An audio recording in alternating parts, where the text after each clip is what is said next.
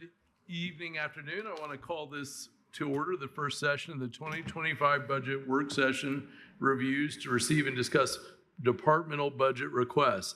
I would like to note for the record that all council members are here in the Nat U. Hill room. For the record, to my left, Councilor Iverson, Councilor Wiltz, Councilor Crossley, and to my right, Councilor Hawk, Councilor Munson, and Councilor McKim. And I'm Trent Deckard.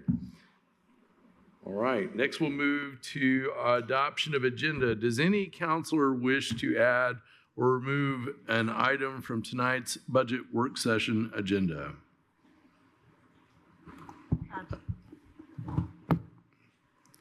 Good, Councilor Hawk. Right, I just assumed our vice president was going to do this. The adjustment for the highway, $1.5 million for our community crossings should be included tonight, and I believe it was included, so maybe we don't need to add it. Has it now been added to the agenda? No, it is not. We do need to add it. So okay. If, do we have unanimous consent on that, council, to add item 11K Highway General Fund 1,0530 for review? Yes. Apologies for missing that. And yes, and that's so that we'll have our community crossing, which we've been told we can no longer put it in rainy day, and that we have to put it in the general fund, which we already did it that way this year, and it's our plan to do it next year. So I think we're covered. Yep, without objection, so ordered. So now we have an amended agenda with item 11K added in there. Any other items for counselors? Okay, seeing none, let's go to a roll call or a voice vote on the amended agenda. All those in favor signify by saying aye. Aye. Any opposed? The ayes have it unanimously. All right. That takes us to item 3. I want to welcome everyone to this 2025 budget review work session, both those watching this here in the Nat U. Hill and those that might watch it later. I would like to remind council members and the public that during these sessions, we will review and discuss departmental budgets that are presented. This is not the final approval of the 2025 Monroe County annual budget, nor is it the formal budget hearing. The public hearing is scheduled for Tuesday, October 8th at 5 p.m., and the budget final adoption will occur on Monday, October 28th at 5 p.m. The public can make comments regarding a budget during those meetings. What you're witnessing today is us literally hearing from departments about their requests, asking some questions, and figuring that out. As we begin, a department will be invited to join us to present their budget. As a reminder, departments have been allotted an amount of time for their budget review, and we appreciate Michelle for setting that up with these departments and departments. We appreciate you working with us on that.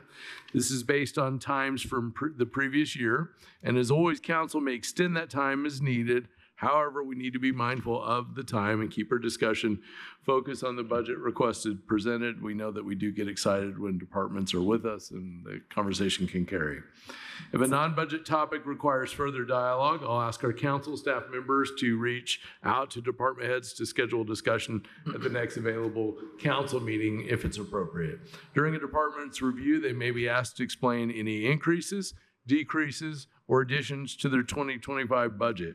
Council members will be given the opportunity to ask questions, of course. Any council member can make recommendations to increase or decrease account lines based on the discussion and or need of the department.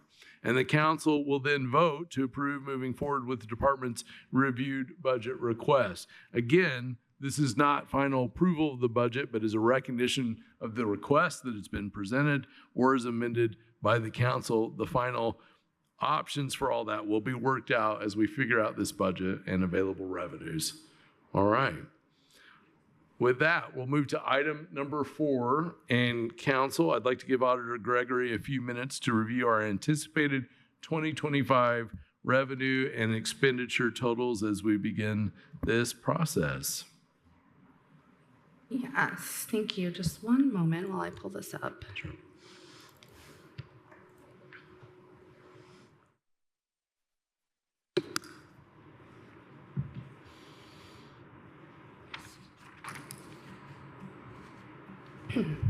Okay, so during the previous council session, we went over this 4B. Kim, are you going to put that up for everyone?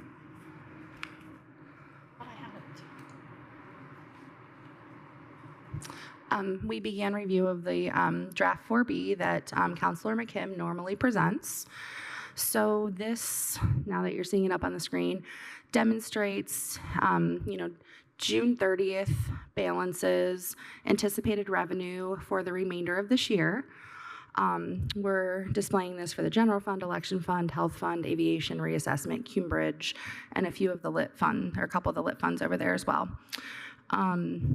So it demonstrates what we expect to receive for the remainder of this year. Appropriations remaining, so the necessary expenditures, anticipated additionals, end of year anticipated cash balance, and then we go through and see, the revenue, the anticipated revenue for 2025. And then the result there is the operating balances based on what we anticipate. So we're in fairly good shape, in my opinion. Are there any specific questions I could address? Let's see if council's got any. Okay. Councilors, any questions? Councilor Hawk? Yes, when I was going over the numbers, it appeared to me that the Cume Bridge, which is a part of county general revenue sources, was figured at a 4% increase, and it's supposed to be the rate, 0.0213, using the assessed value that we already know what that is. And when I did the numbers, I think I didn't write that down. I didn't bring it in, but I was thinking it was like maybe $160,000 difference. Would you look at that? Because actually we know that that rate is going to bring in whatever it's going to bring in. However, it takes it right out of the rest of county general. So that number is very important. If it's $160,000 off, that's less revenue that we have to work with. Yeah, thank you for bringing that to my attention, Councilor Hawk. I'll take a look, adjust, and send this out again. Okay. I thought I sent out the email, but I cannot recall that. I don't recall seeing it. But you can Apologies if I follow missed up it. with us after you determine that. Okay. Any other questions from councilors? Councilor Wiltz? Yes, I remember from previous years, we talked a little bit at this point in the conversation about the target operating balance as a percent. And you've got the operating balance as a percent, and I can do math, but rather than me trusting my math, I just wanted to get a general idea from you where we are on those targets and why, if you don't mind. Sure. So general fund is where we want all excess levy to go. So although the target operating balance is 15 million for this fund, unless we hit some hard times, that's always going to be over that amount. So the rest of the funds will stick closely to that recommended target balance, which all the amounts are noted below there for you. The percentage is just showing you where we actually are based on what our draft resolution states.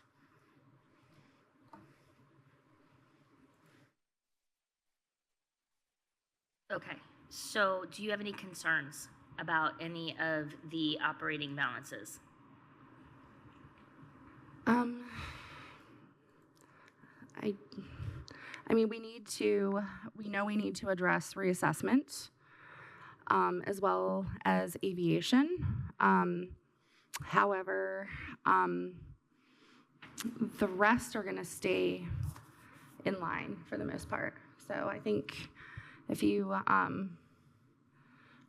are looking at the others, I mean,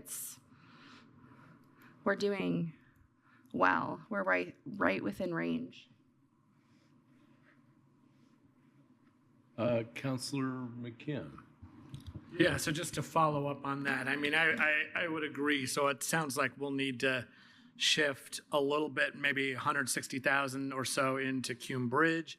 We'll need to shift maybe 300,000 into reassessment, a small 100,000 into aviation. But on the other hand, it looks like we actually didn't establish a target balance for election, which is a little bit different. An election looks like it's running very hot. So that might, I would say we probably want to transfer out of election rather than out of general. So that, and there still may be too much in election, leading us to transfer a little bit more into general. Councilor Wilson's got a question. My question about the election fund, is that not high because it's on that 4-year cycle and we're in that year and it's going to go down again? Or I know it's operating, but. Well, I mean, the year we're planning for is the no election year. That's the low point of the cycle, yet the cash balance is really high. Oh, right, okay. But is the question, is the cash balance high because it's not yet been expended for this year? Yeah, well, I guess it says December 2024, so it's targeting what that will be, and so it'll still be high. Okay. Okay. Thank you. Go ahead. No, actually, I think that label is incorrect. That should be operating balance December 31st, 2025. Oh, Right? Yes, that is correct. Thank you. Good catch.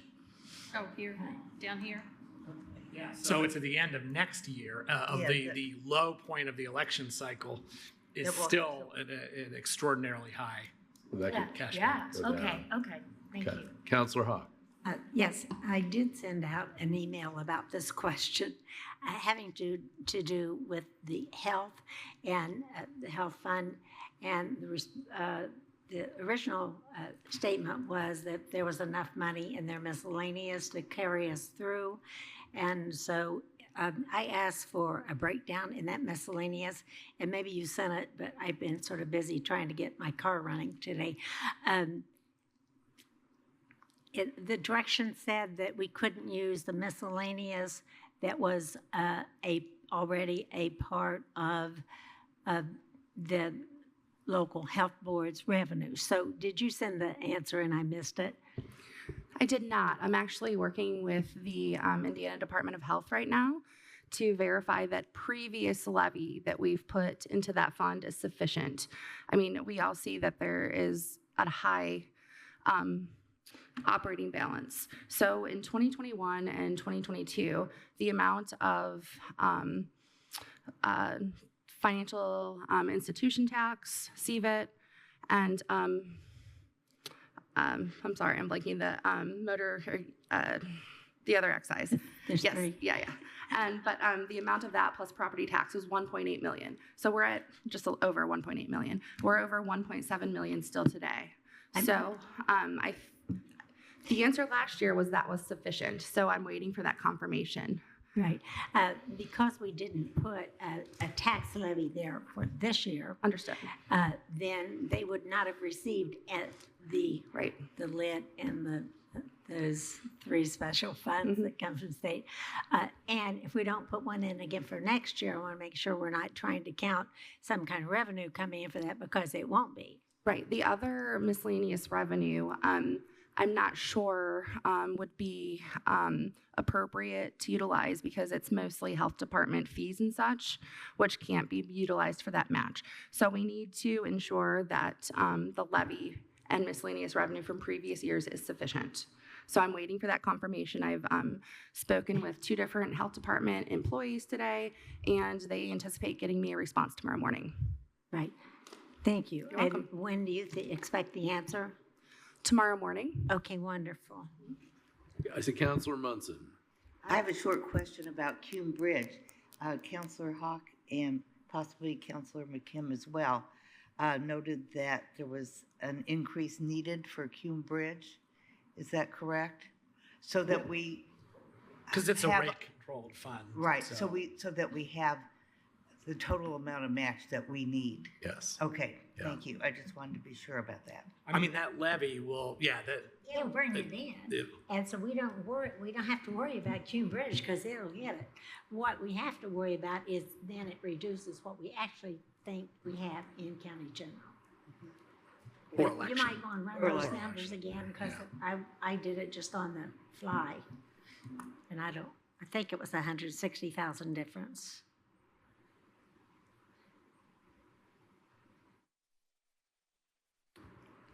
Is that right? If you, maybe it's, I mean, is it close to 160? Let's see. Okay, so it's what, 0.0213 Right. times the CNAV, divide by 100. That last night at 8 o'clock or 10 o'clock or whatever, so I might not have been.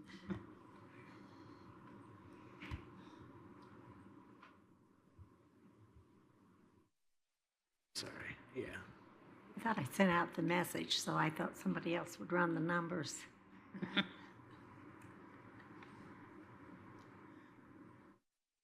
Give it just Yeah, a second. 160,000. 160? 159,406. Oh, so, good. All right. yeah, Good for 160,000. me. My brain's still working, even if my body stopped. Councilor McKim, did you have a comment you were going to make? Yeah, this is just to make sure everybody, including departments and the public, know that the numbers that we're looking at here do not include any cost of living adjustment for county employee salaries. So at this point, what these numbers are telling me that we have a net 2025 deficit of about $1.3 million. And that's after we did add in the money for the possible community corrections match, or community corrections, community crossings match, and but not including any cost of living adjustment. So just to kind of level set where we are. And that includes requests versus revenue. That's right? requests versus revenue, exactly. So for the folks, But not COLA. but not COLA. So for the folks watching at home, those are three competing interests, right? COLA for your cost of living for your employees, the public employees, the revenue that has come in and is available, and the requests that have been made from departments.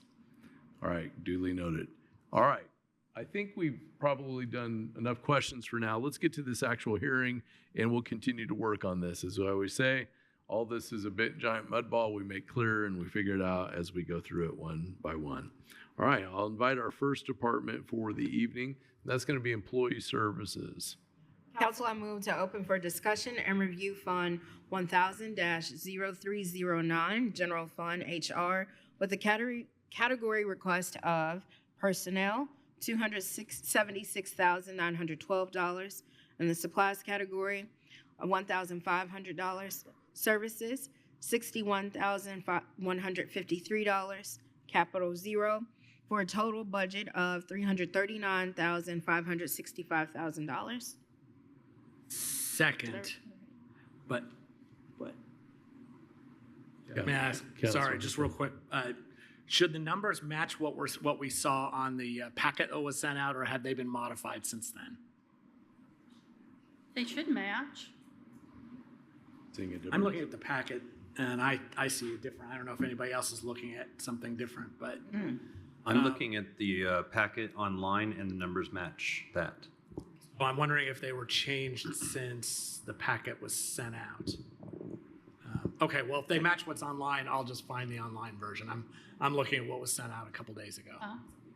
Match the documents I was given. Can you say it one more time, Councilor Hawk? That's what I'm, She was kind enough to give me these documents. I didn't change When she ran off, as same as this. I don't know. Would Councilor Hawk's packet reflect what was read off by Councilor Crossley? Do we know? I printed off for Counselor Hawk what I shared in the agenda packet, and that should match what's in Counselor Crossley's notes as well. Okay, all right. We want to welcome E. Sensenstein to our dais, and we'll let you take it from here. Sure, thanks. Good evening, council. Thank you for the opportunity for letting me share my the employee services budget with you. I'd like to provide a brief recap of the past year. So in 2023, we onboarded a new payroll administrator and an additional assistant, both of whom have made significant contributions in their short time in our department. And this year, our primary focus was on enhancing our timekeeping and payroll functions. Improvements in that area have led to greater accuracy and timeliness in our payroll processing, which is vital for maintaining employee trust and minimizing disruptions to their financial stability. In addition to payroll, our office also handles all HR functions, which play a vital role in supporting other departments. So we support the employee life cycle from new hire determination, addressing complex benefits questions, and providing training, as well as researching and implementing new programs to support our departments and employees. Despite our progress in a lot of areas over the past year, we are dedicated to building on successes, but also addressing our challenges to ensure effective support for departments and employees, which is vital for recruiting and developing and retaining talent that is a big part of our organizational success. So all that being said, looking at the numbers that were read off to you for the county general budget, I'm not asking for any changes other than the small increase in longevity because one of our employees reaches a new year mark on the longevity scale, and then just the FICA and self-insurance. Okay. Questions from council? Now it's your turn. Councilor McKim. I guess I just want to comment that these numbers clearly don't include what might be coming our way, which is a request for a kind of more major reorganization of the department with an increased position. So that we'll have to just consider that at a different time then. What's the timeline on that? I guess I'm late to the game. Today at PAC, we voted unanimously to send it off to WIS. So WIS has to evaluate, so then it'll come back to PAC, and then we'll bring it to you. Should that be the will of PAC? Okay. Councilor Munson. So are we looking at the additional employee for next year or for the end of this year? The process is next year. Next year. Okay. All right, Councilor, I've seen a lot of hands, so let me try. Councilor Munson, are you done? Yes. Okay. Councilor Iverson. I never want to miss an opportunity to talk about the countywide employee training line. Can you kind of share with us how that's going? Is participation high? What's happening with that? Yeah, thank you for bringing that up because I think that's one of our biggest successes for the year, the addition of a new staff person in our office. He really took a liking to what we offer, or what we have through Fred Pryor, and really reached out to a lot of departments to let them know what types of trainings are available and tailored a lot of programming to departments specifically.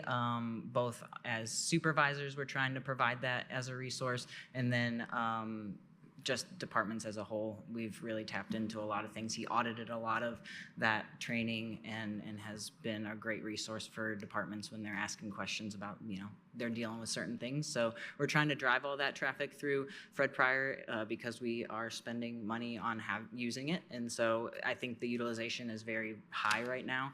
And then we're also, we've done a lot of our own trainings, but trying to drive those things back to the supplemental things in Fred Pryor.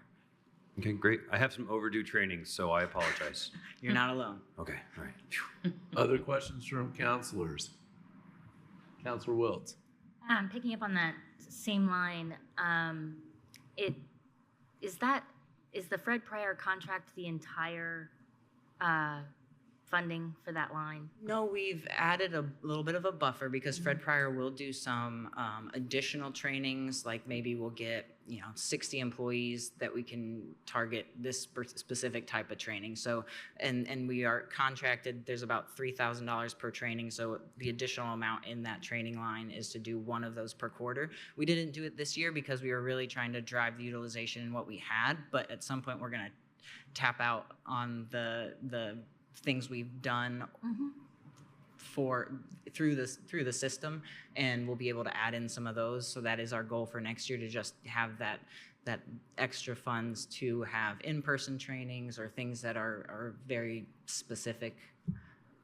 So it looks like you're right now about 10,000 under in terms of the spending. Yeah, So just because that'll we just haven't. revert back. Yeah. You're not, okay. Thanks. Other questions from council? Okay, may I have a roll call vote on moving forward with the Employee Service Department 2025 General Fund Budget requests? Counselor McKim, Yes. Counselor Hawk, I'm going to just vote pass on all of these until we get to the total budget amount. Counselor Iverson, Yes. Counselor Munson, Yes. Counselor Wiltz, Yes. Counselor Crossley, Yes. Counselor Deckard. Yes. Motion passed 5-1. Okay. Council, I move to open for discussion and review Fund 4700-0000, self-insurance, with the category request of services, $8,497,500 for a total budget of $8,497,500. Second. Okay. E. Yeah, this is I'm bringing a new twist, I think. So FSG has requested that we include the self-insurance fund 4,700 as part of our standard budget procedure. So here's kind of a breakdown of what that looks like for you all. So each county personnel line allocates $13,000 towards self-insurance. That amount's transferred or swept into the self-insurance fund throughout the year, increasing the fund's balance. And the fund also accumulates premiums from dental and health insurance plans for both the employee and the employer portions, and that's added each pay period. Monthly claims are paid out from this fund, covering various expenses such as dental and health insurance, HSA contributions, employee clinic and prescription payments, EAP services, COBRA benefits, and the associated taxes with some of those things. To enhance transparency, the auditor, the council administrator, and I have established new account lines, and that included detailed line items for each vendor. They used to be lumped together as one line, but that includes our benefits administration system and our insurance advisors. So we reviewed claims data and evaluated the performance of our current health insurance plan to project these amounts specifically for the health insurance, because that's the most varied. And most of the contractual lines are based on agreements expected to remain stable in 2025. So that's a lot of information about how this works, and I can answer anything specifically about any of the lines that you guys see. Counselors, do you have questions? Counselor Iverson. That 13,000 per employee, that can be negotiated, or is that a set price that we have in the budget? The budget professionals. That is a set price that we have. That's based on a number that we just kind of guess. I normally consult with the commissioner's administrator, and she doesn't normally get that amount until like 1st of September. So I'm not even sure if that amount yet is what we must have. So this was just a guess Okay. For budgeting. purposes. Gotcha. Yeah, so if that amount is what we use to impact, or that amount does, this fund and that amount impacts the cost of insurance breakdowns for employees and the employer amounts. Got the Commissioner's Administrator, Angie Purdy here. You want to add to this? Yeah, sorry. Just for some clarification, the money that's going in, that 13,000, is basically the county's 80%, of our premium expenses. The county takes on 80%, the employees take on the 20%. So if that helps you to kind of understand That's good. what comes into play with that number. Counselor Wills. And I presume you haven't gotten a more accurate number for this coming year yet. I haven't looked at it. Oh, I okay. have received information, but I have not had an opportunity to actually delve into it and see where we're at with the whole project. Usually what we try to do is we try to reduce the 80%, or it always stays 80%, but we try to reduce that number so that when we finally finish with the budgets, it's not as expensive. So you might have an update for us We aim for that, but the near yeah. future. Yeah. Okay. Great. Counselor McKim. I mean, just another way to answer the question is that really it's something that we set. I mean, that's a number that we set based on estimates we get as to what it takes to actually fund the health plan and the reserves that are needed to be able to be there in case we get more claims than we expected.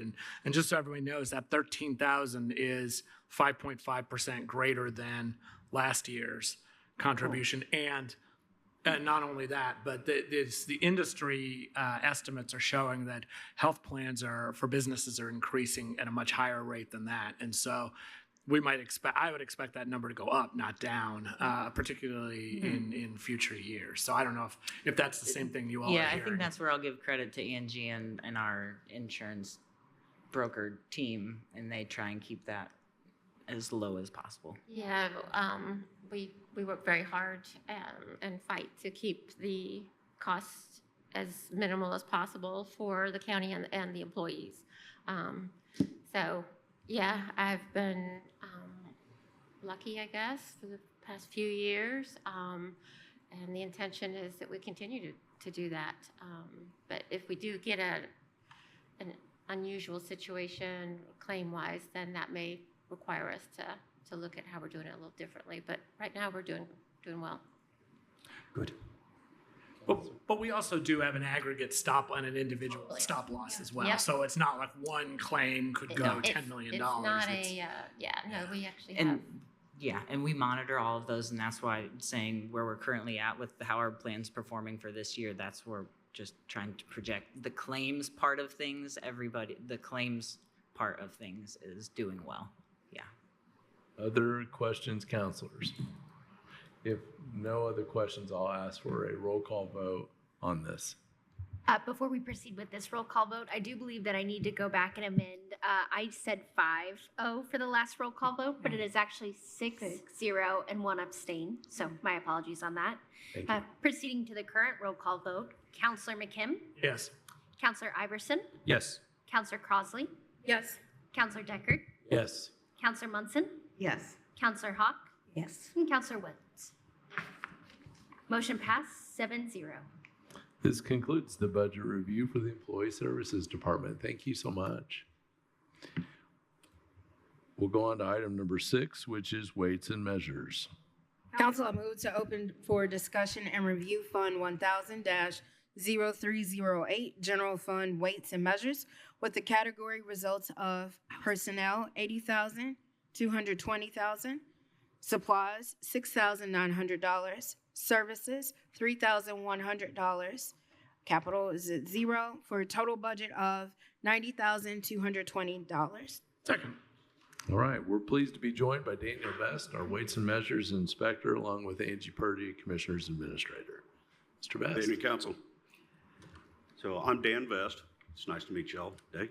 Welcome. I guess just to let you know that this is my first time here. I've not been with Weights and Measures for very long. I've been with the county for almost 8 years, but new to this, so bear with me, please. So where would we start? Just say that you've actually got a reduced budget, it looks like. And welcome. We're excited you're here. Thank you. So I guess start off with, we do have a reduced budget from last year. There are a couple line items that I have went over and added a little to, just basically due to the cost of living. And again, been new. I'm not 100% sure just what we're going to get into, what I can expect on expenses. Sure. Okay. We will, anything else you want to add? No? I'm just here for moral support. All right. That's all. All right. Let's turn it over and welcome. We're excited you're here. Counselors, what questions do you have for Mr. Best?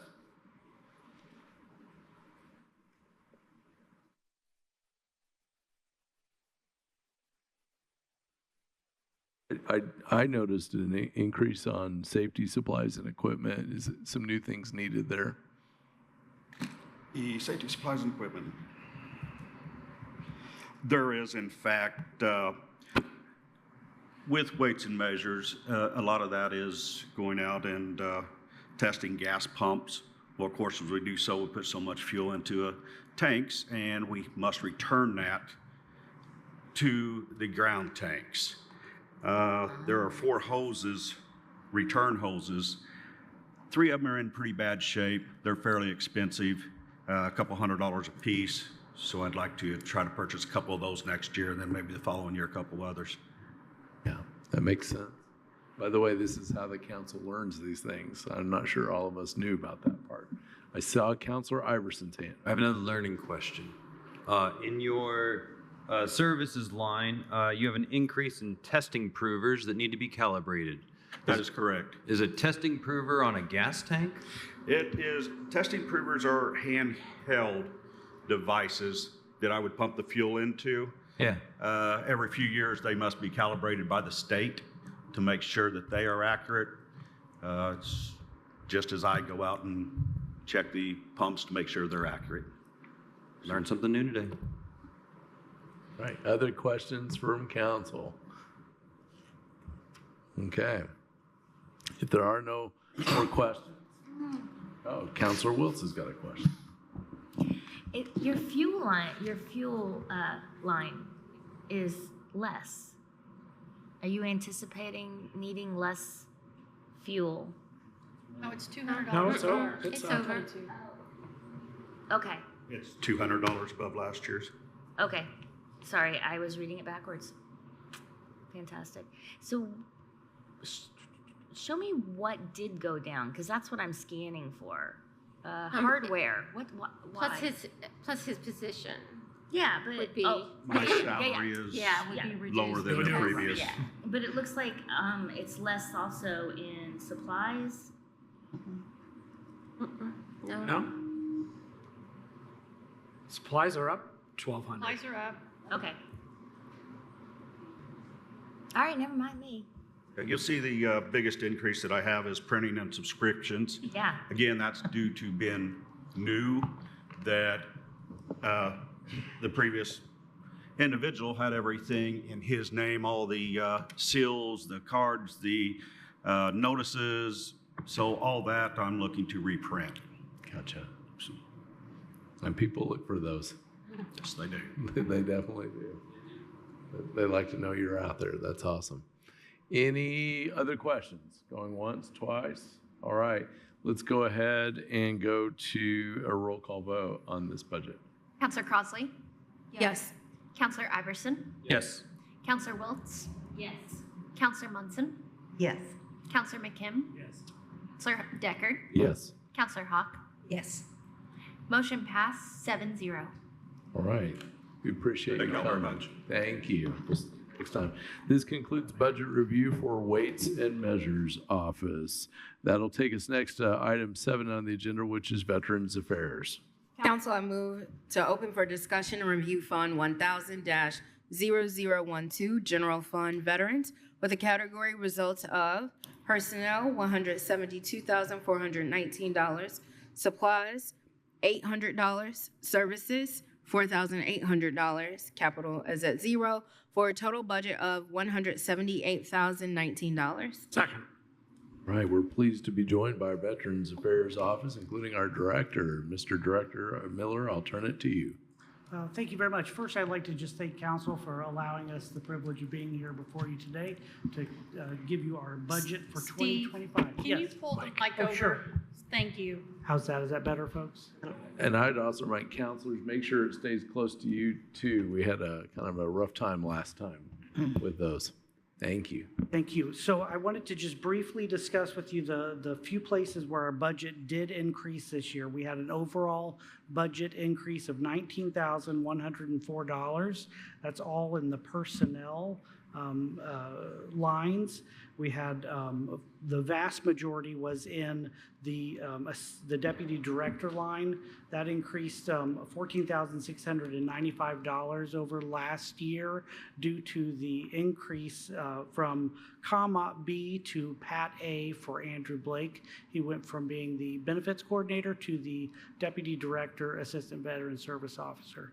So that was the vast majority of the increase. And then the other three remaining, the full-time insurance, FICA, and PERF all went up commensurate with those changes. Overall, that is the entirety of the change to our budget for 2025. Is there any questions or concerns that I can address for council? Thank you very much. We'll go to questions from council. I'm looking to right and left for this. This is exactly the budget I was expecting. We'd already agreed to that bump up in that salary, and that's already in place. So it's pretty much a perfect budget. Thank you. Thank you. I want to just quickly, while we have you here, can you provide a snapshot just for anyone watching at home? What do you do for veterans in this community? Absolutely. I'd love to tell you about that. We provide assistance to veterans, families, and service members. We help them get connected to VA, state, and local benefits and services. Probably 70% of what we do with our time is to actually work with veterans to produce VA disability claims.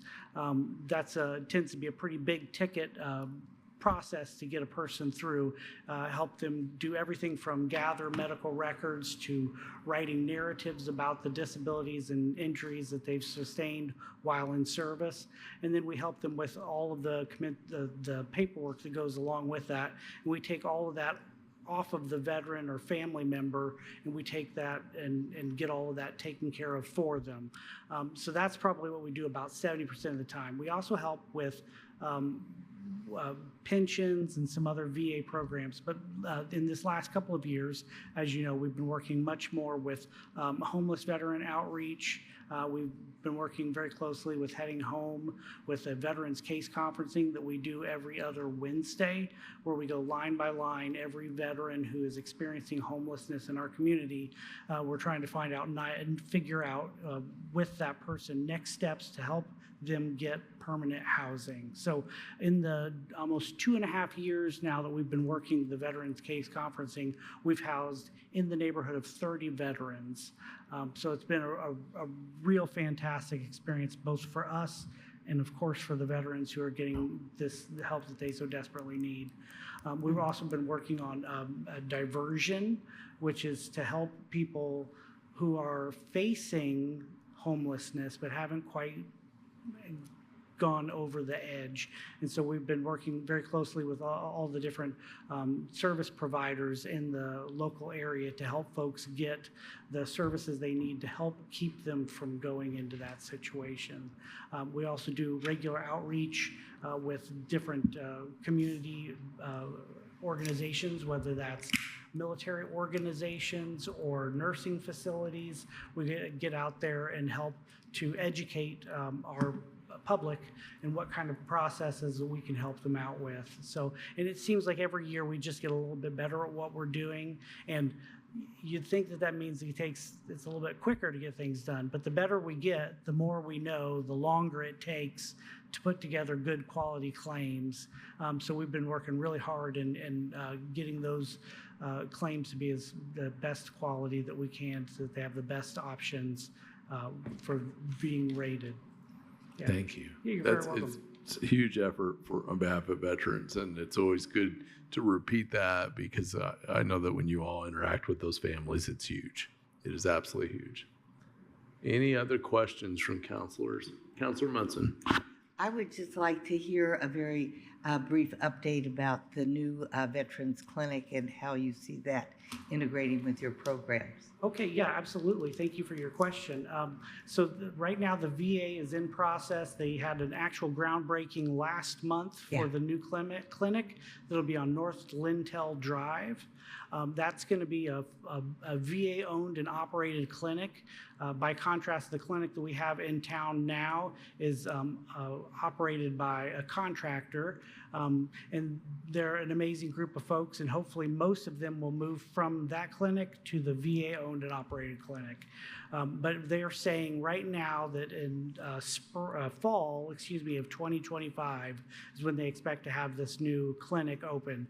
It's going to replace 2 clinics that we currently have, a mental health clinic and a primary care clinic. And they're going to have within that various specialties as well. For example, cardiology will come once a week, and they'll have an eye clinic, and they'll have some other specialists that will come in regularly to help folks. They don't have to go to Indianapolis for treatment. Thank you. Councilor Hawk. Yes, I know that several veterans have problems with hearing. I know some of them personally. And so will there be any assistance for them with hearing aids or something of the sort?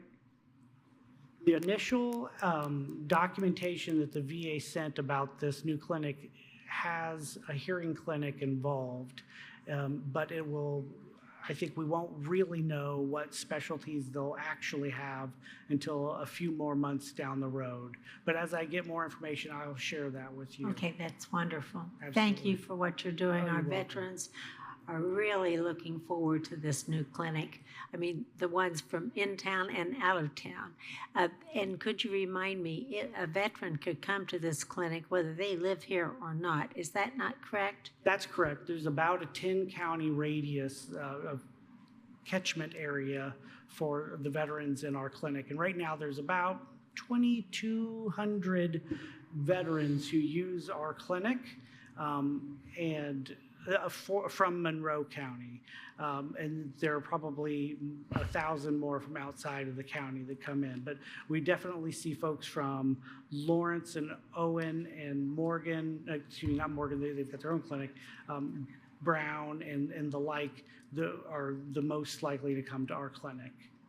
Thank you. Yeah. Any final questions, counselors?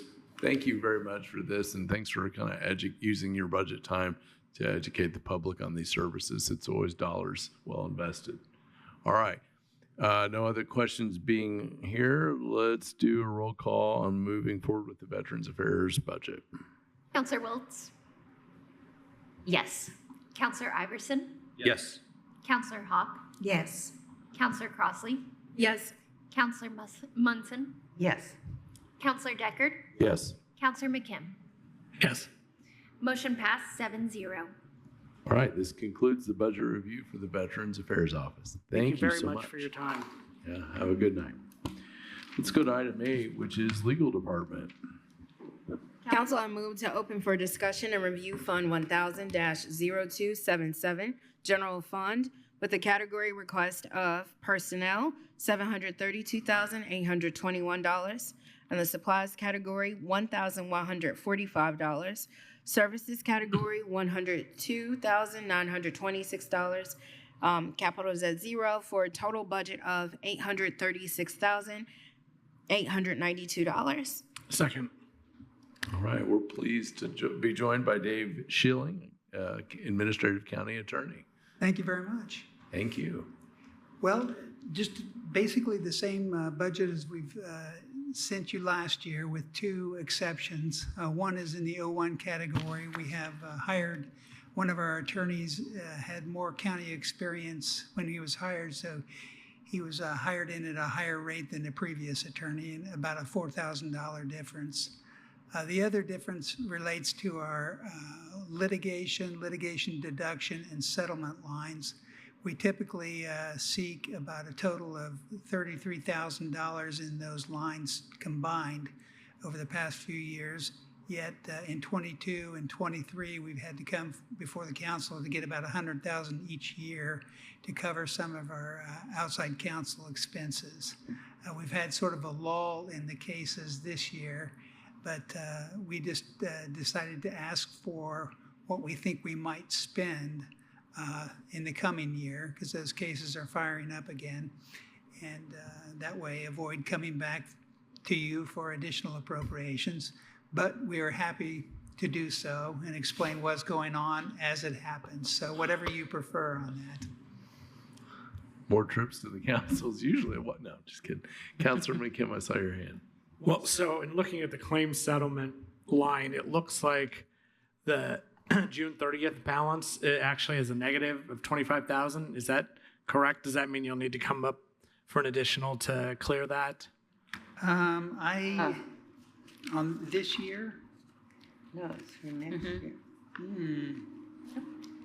I don't understand. It's the rightmost column in the, Yeah, let me see what we got here. although, yeah.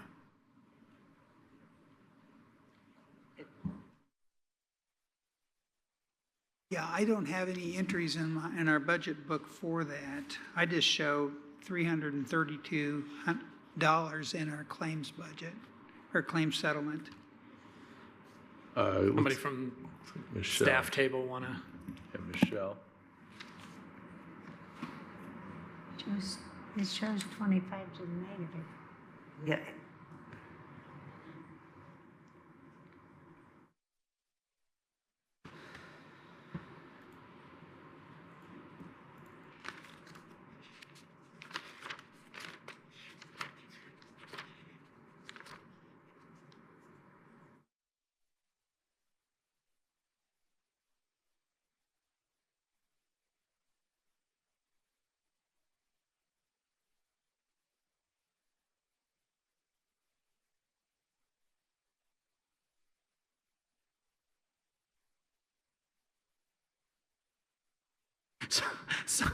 Some of the transcriptions from teams are pretty funny. She was discharged. From the staff table, I want to have said Michelle. Michelle. Is what one of them said. You can't believe everything you read on a screen, that's for sure. Yeah, the AI isn't quite there yet. Only we had someone live typing I this. am still showing, as of today's date, a negative expenditure of 25,000. So I think we're going to have to look into that and see what's going on. So. Okay, but to your understanding, you have not actually spent that line this year. Not to my knowledge, we had 2 claims under our litigation deduction that came to about $23,000. But that was paid for with money in that had been appropriated for that line. So I'm not sure why that is showing up on a claim settlement. So, Councilor Munson? yeah, should we postpone approval of this and come back, or should we be taking action tentatively? Well, I mean, what I'm asking about was for this year, not so much for this year. He's telling us for next year, you want to make sure, you are saying you want to make sure that you have both the litigation deduction and the claims lines. Yeah. The only thing I can think of is a couple years ago, we had a $25,000 payment under one of our lawsuits, and checks were issued, but the recipient did not cash them. So I don't know. Looking at the detail, that is exactly what it is. It's voided checks. So it has nothing to do, it's voided checks from 2022. So that's why it's showing up as a negative. So there has not been expenditures. Right. So we're fine with the budget proposal. Yes. And if there's something needed to handle this year's finances, we'll hear about it soon. Councilor Hawk? Okay, the other question I had is just a small difference, so maybe because your secretary hit one of her bump ups, but that line went from 54,975 to 57,076. So did he, whoever it was, hit a jump or something? That number's different. Yes. Yes. Okay. I think, It's your first line, your first legal secretary yeah, line? that might be due to the fact that that secretary was hired at a higher rate as well because of previous county service. Okay, so the secretary was hired in at a higher rate. Okay. It wasn't that she had a bump up while you were in, while she was there. She was just hired in at a higher rate. I believe so. Right. Yeah. Okay. Thanks. Counselor McKim? And I'm sorry, what is the difference between the litigation line and the litigation deduction line? Litigation is when we have outside outside counsel. Litigation deduction is when we have to pay insurance claims or insurance counsel. Okay, and so you are actually asking for, I just want to make sure this is correct, $30,000 in each of those three lines: litigation, litigation deduction, and claim settlement. Yes. Which are all seem like they're kind of a related conglomeration of needs there related Over to. the past few years, we've had a lot of claims come in where we've had to transfer money back and forth, sort of shuffle them around amongst those lines. So we're hoping to avoid some of the shuffling and maybe some of the trips to the council. You can do that with a letter of transfer. You just, like as if you have to come to the council for that.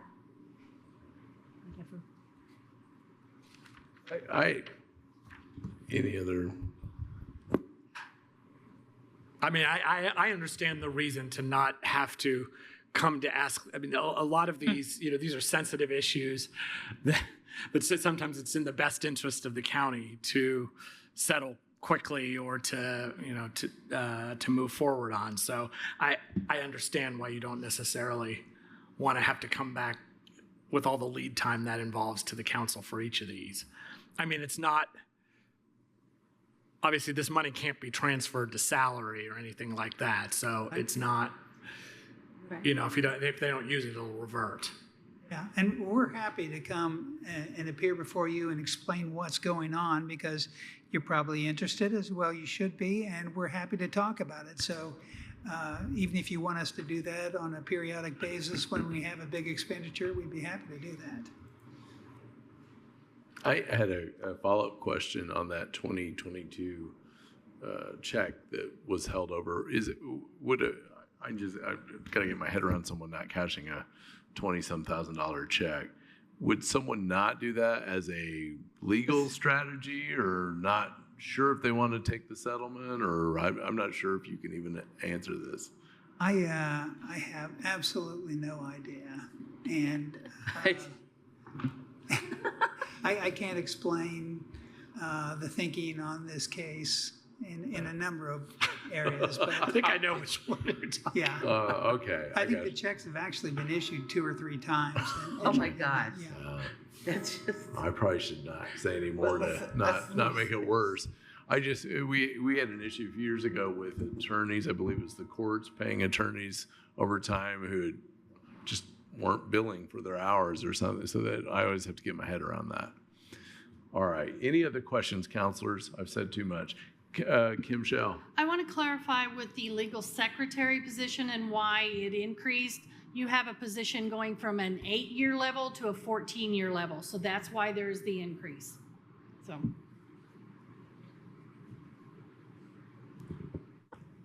Other questions? Let's go to a roll call vote. Counselor Munson, Yes. Counselor McKim, Yes.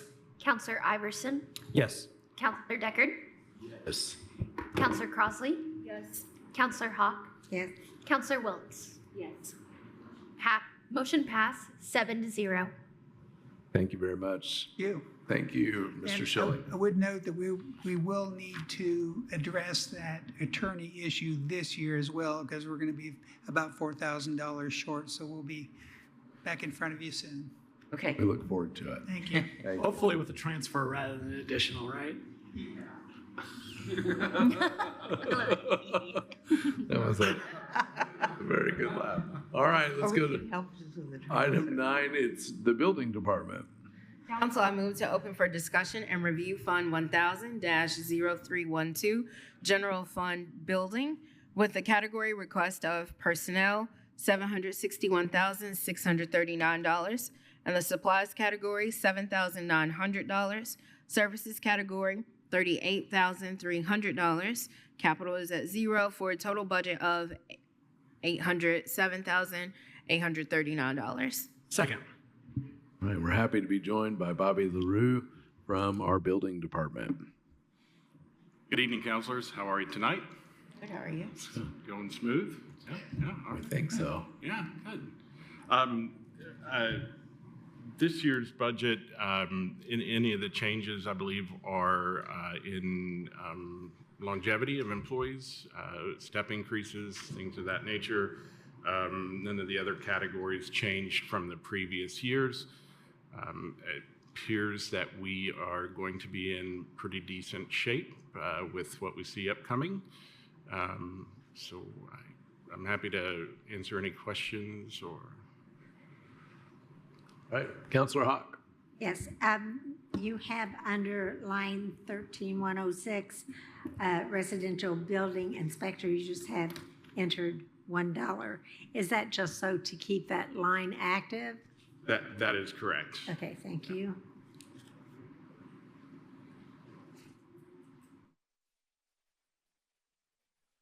One of the things I appreciate, we were able to get inspectors a lot of nice safety equipment, safety shoes, hard hats, vests this year.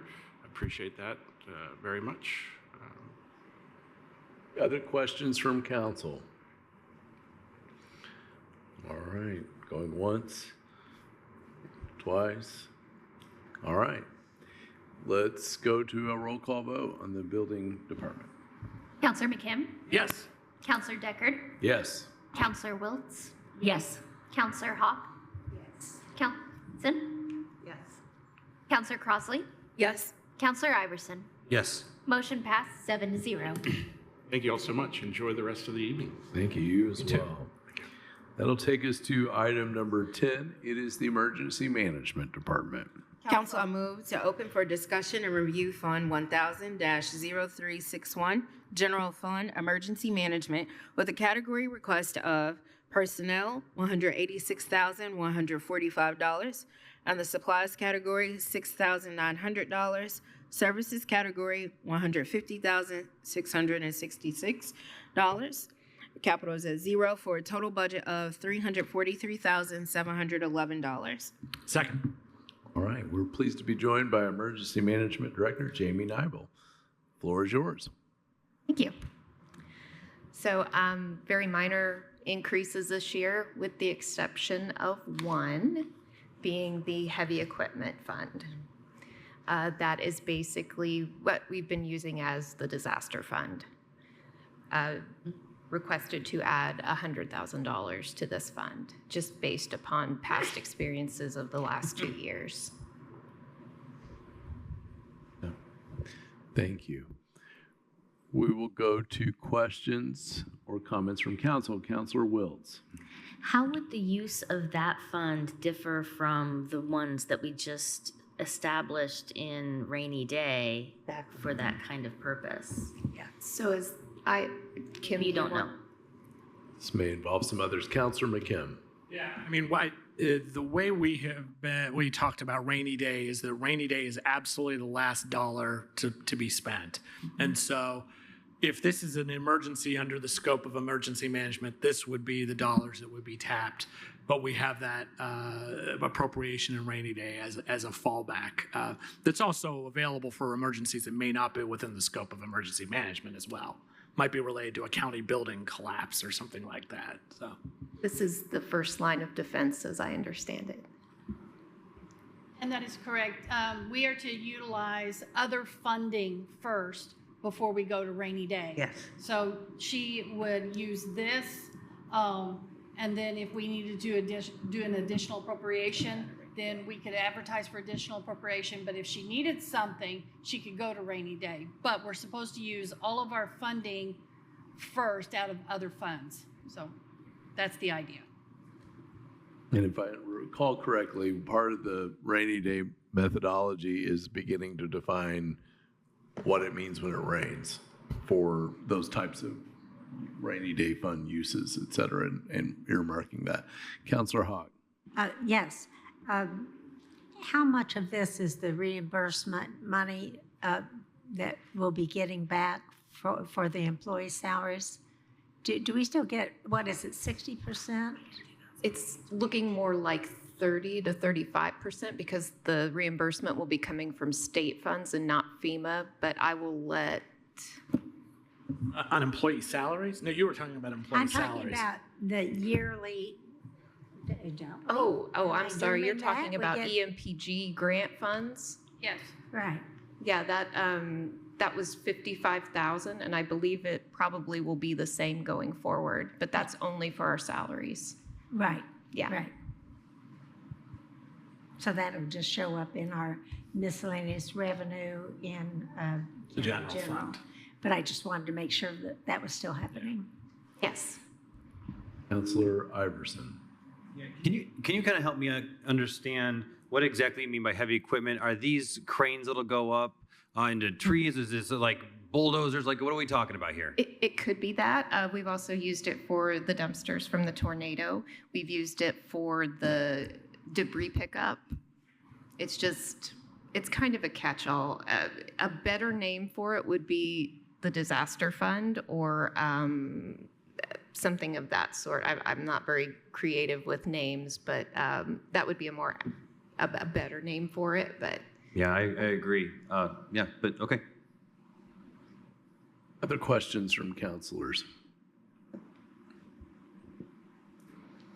What I appreciate about the emergency management need is that each time there's an event, something comes from the event, some learning comes from the event, some adjustment. And I think that has been the case in the 20 years I've kind of watched emergency management in this county. Seems like every single director, every single event, things continue to evolve. And it seems like this could be an evolution of that. And I think I said this years ago under a previous director, we will probably look back in 20 to 30 years and see just how much those things evolve and change. Okay. Any other questions from counselors? All right. Yeah, Counselor Hawk. Just a comment to let you know, people really appreciate what you were able to get accomplished. And I just want you to know that on a personal level, people really care. And it looked like the county's caring when they are being taken care of like that. So that was a tremendous difference. I appreciate that. I take it personally. This is my county. Thank you. Kim Shell. Since she is basically requesting maybe a name change for this account, would you like for me to work on that moving forward before adoption? So that, because I can't change it here, but I mean, I can create a new account line that would better, or we can just describe what she needs, or we can just move forward with what we've got here. Well, Counselor Iverson offered a name, I believe. I offered that a more descriptive name might be better, but I wasn't creative enough to come up with a name on the spot. Maybe this is something that Michelle and I work on with you, maybe not in the spotlight at the moment. Yeah. Agree. And when we have noted discussion on it, let's just make sure that all counselors and everybody's kind of aware of that. It'll help to memorialize it in our brains, minds, and practices. They changed the name of the whole department? No. Just the line. Just the line. No, Crazy. no. The line. We'd all lost our minds. No. Okay. We're not there yet. Not happening this week. You haven't evolved that much. Any other? No. Any other questions? All right. Let's go to a roll call vote. Counselor Hawk? Counselor Wiltz? Yes. Counselor Iverson? Yes. Counselor Munson? Yes. Counselor McKim? Yes. Counselor Crossley? Yes. Counselor Deckard? Yes. Motion passed 7-0. All right, we're on to B.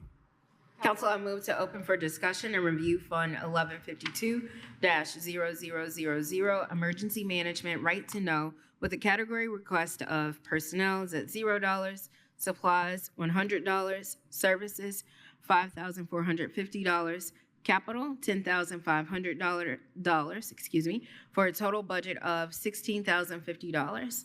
Second. So just to recap for this one, this is the Emergency Planning Right to Know. This is not a taxpayer-funded fund. This is completely funded from SARA Tier 2 fees that are collected from reporting agencies, industries, et cetera, through hazardous materials that they have.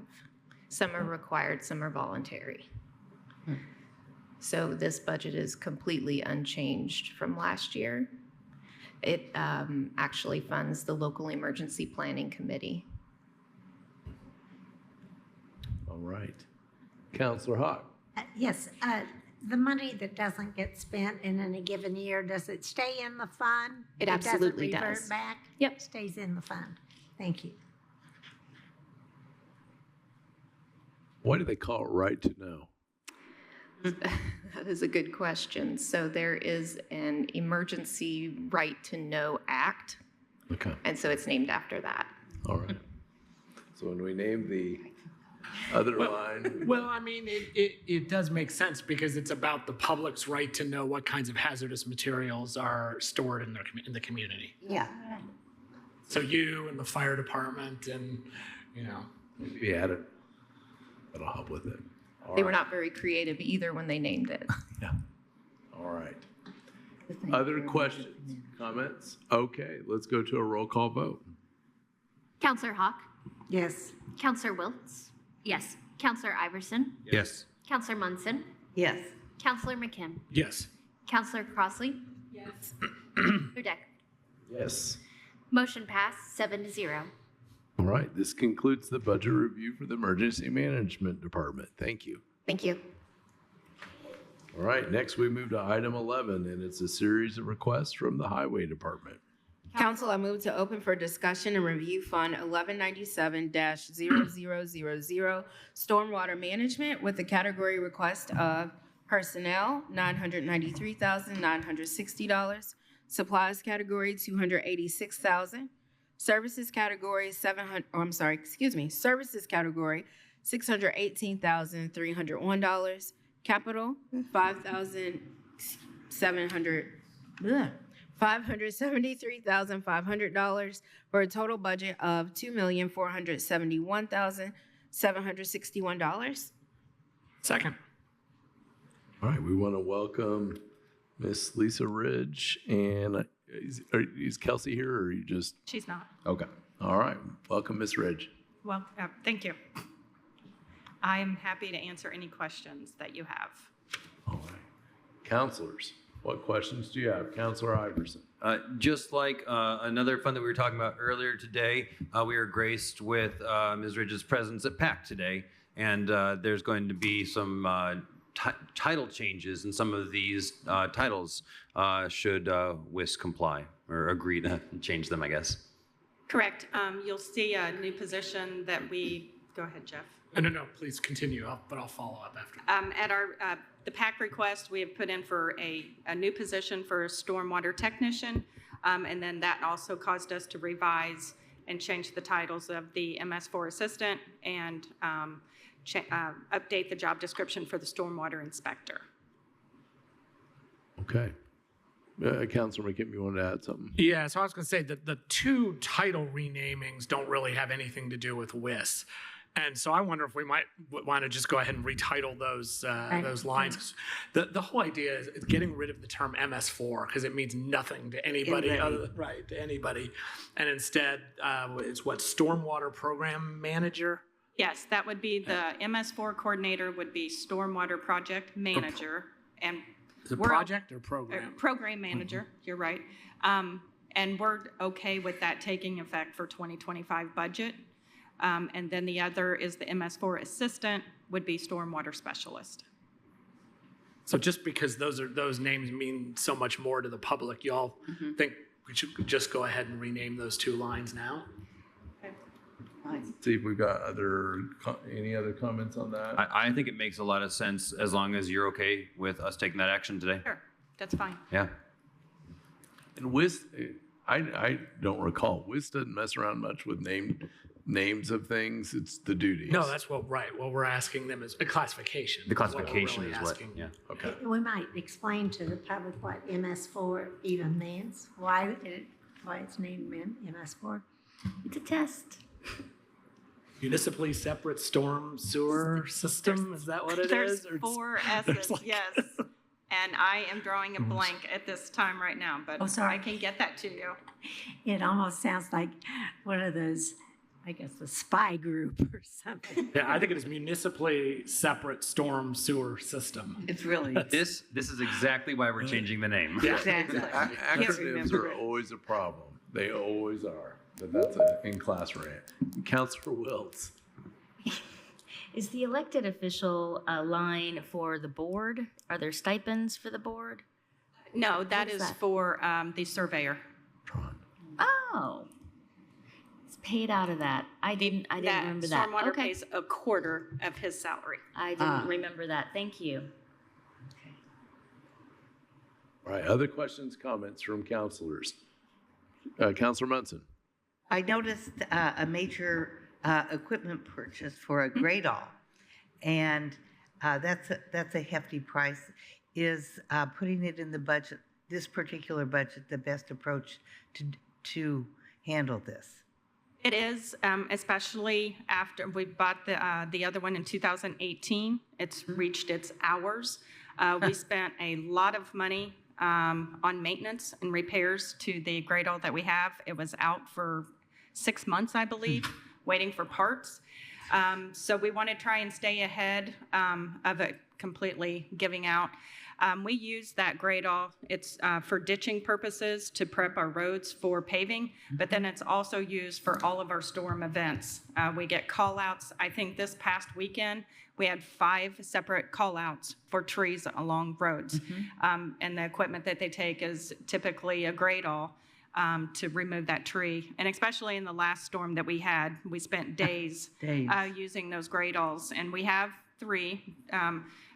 2 newer ones, if you want to say new, 2018. And then we have an older one. But this is just trying to stay ahead of replacing our equipment. And we've budgeted for it. We've planned for it to replace that, in a 6-year time period, which that would be about now. Thank you for the plan. Other comments or questions?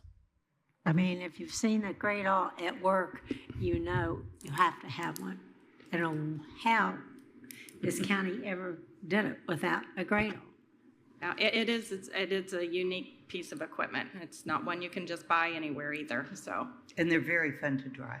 And do they even, they can open up a channel where everything's sort of, and they can use something to push something through there to open up a culvert? It can use a ditching mechanism, but you might be talking about our back truck that goes inside a culvert that can clean out the culvert pipe. We also maybe that's- have the vac truck. But the Gradall, again, it's used a lot for ditching. It's, again, for trees. Right. Yeah, it's a unique piece of equipment. It is an excavator on wheels. So this piece of machinery can get all over the county very quickly. It's not something that needs trailered. It has a set of clamps. It also has a bucket. It can rotate 360 degrees to shape a ditch, to grab trees, to grab debris in ditches. Very unique item, and usually only see them in municipality work because contractors are usually on a site and they don't need to travel from Low Gap Road to Popcorn Road. Right. And if you live in a neighborhood that says forest, you know you need a Gradall. When you live in Forest Park, you know there's a lot of trees there. And so I've seen this Gradall at work, and it's amazing what it can do. I'm sold. Counselor Wiltz, and then Iverson. Okay. I just noticed, because I think it's so cool that you do this, but that you kind of moved some money around the hydro seeding, from one thing. Can you just tell me more? And then Sure. you can tell us all about hydro seeding because it's so cool. So we did try the hydro seeding on some of our paving projects. We went back to the seed and straw. It works better. Yeah. This is sad. Darn. We had better luck with it. We actually bought I believe a sprayer, I think, straw blower for our crews, so we don't have to rent that now. But it just seems to work out a lot better for the residents and how they want their yard put back in the front. Interesting. They don't like the aesthetics? A little bit, yeah. Oh, okay. And I think we're doing it in a little bit better fashion. And again, Toby can tell you more of the maintenance part of that. But it just seemed to work better. We did try it for a couple seasons. And Hydro seeding got really expensive really quick. You have to have so much of it to make it economical. You really have to kind of let it go for a while so you can build up enough of a project to get that really benefit. Our guys can take their straw blower and their seed and go out and do it right away. And if they have to go back because there was an issue or a hard rain that got that one spot or two spots, they can go back to that spot, or they can put straw matting down on that spot. It just, for steep banks and things, it seems to be a little better of a situation, but it's also a situation where we can go and put straw matting down. So why leave anything in hydro seeding? just leave it for a backup in case there's an area that would do better with the hydro seeding. Again, like on a steep bank or something where the straw's not going to hold. Right. Very interesting. Thank you. Councilor Iverson? As I drink my water, I see that there's a big MOU in the Lake Monroe line here. Can you talk a little bit about what this department does, or I'm sorry, the division of your department does with Lake Monroe? So yeah, Kelsey and her team is very involved in working with the Friends of Lake Monroe. We support that program. They meet periodically. It's kind of like an MOU with solid waste. We want to reach out to all partners that we can help assist. And then we get good information back from them on their program also. So it's a way that we can support them.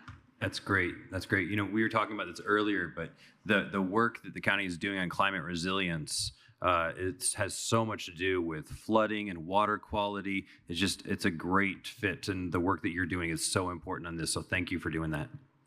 And as you're aware, we put some of that into the job descriptions that we are proposing with the new duties. Yeah, it's real strong leadership. Thank you for doing that. Okay. All right, other questions, comments from council?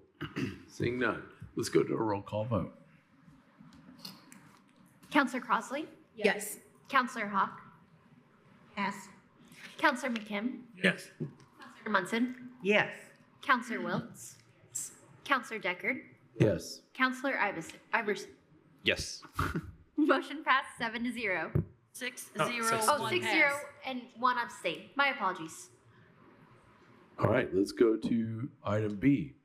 Council, I move to open for discussion and review Fund 1135-0000 Cumulative Bridge with the category request of Personnel, $438,994, Supplies category, $450,000, Services, $1,313,005, Capital at $3, for a total budget of $2,202,002. Second. Okay. Anything on this, Ms. Ridge? I'm happy to answer any questions. I don't think there's any big changes to this budget.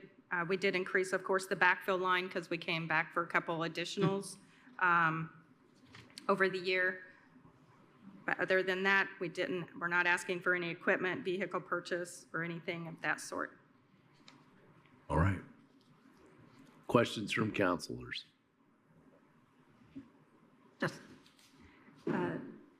Just to let you know that it appears we are going to make sure that you get in the right dollars in this fund. Pardon me? Because this is a cumulative bridge fund, and they didn't have the right amount entered on our financial statement, the 4B. Because they did it at a 4% increase rather than the 0.0213 times the assessed value, and it changed the dollar amount by $160,000. So to the good, I'm just saying. Okay, I'm not aware of that change. I'm sorry, I should have called you last night at midnight, but I didn't. I just found it. No, you shouldn't. It's not even worth, it's not worth wasting another second on here. In case you saw it, I just want you to know. Okay. Any other questions? Okay, let's go to a roll call vote. Counselor Deckard? Yes. Counselor Crossley? Yes. Counselor Iverson? Yes. Counselor Wiltz? Yes. Counselor Hawk? Yes. Counselor Munson? Yes. Counselor McKim? Yes. Motion passed 7-0. All right, let's go on to item C. Council, I move to open for discussion and review Fund 1169-0000, local roads and streets, with a category request of personnel at 0, supplies $750,002, services $535,002, capital $80,000, for a total budget of $1,365,004. Second. All right, Ms. Ridge, anything to add here? Okay, so I know you're going to see some changes in this budget. Please don't think that we eliminated bituminous to eliminate paving. Our bituminous was spread out amongst our 1176 budget and our local road and street budget, and then what you have provided outside of that in county general. In 2025, we are splitting our 1173 and our 1176 so that we can track what is restricted and non-restricted easier, so we don't have to do corrections throughout the year. So in order to do that, you have to meet certain thresholds with, say, things that are considered okay in the restricted fund, which is paving. And that is one of the areas that can contribute to making that 50-50 match. So we took the money, we took the appropriation out of local road and street so that we can use all of our paving in the 1173. Also, traffic signal maintenance, that's the exact same situation. Traffic signal maintenance falls as an 1173 restricted activity. Fleet maintenance supplies, we've added that out of our 1176 and put it into our local road and street so that we can take some of those costs away from the 1176, 1173 to help make our activities with the restricted and non-restricted more transparent, easier, where we don't have to do a lot of corrections. And then again, also with the gas, oil, and lube, we took that away from the 1176 budget, put it into the local road and street. That's, you know, when you see the bituminous go down to 0, we're making up for it in these other lines that we've added. Okay.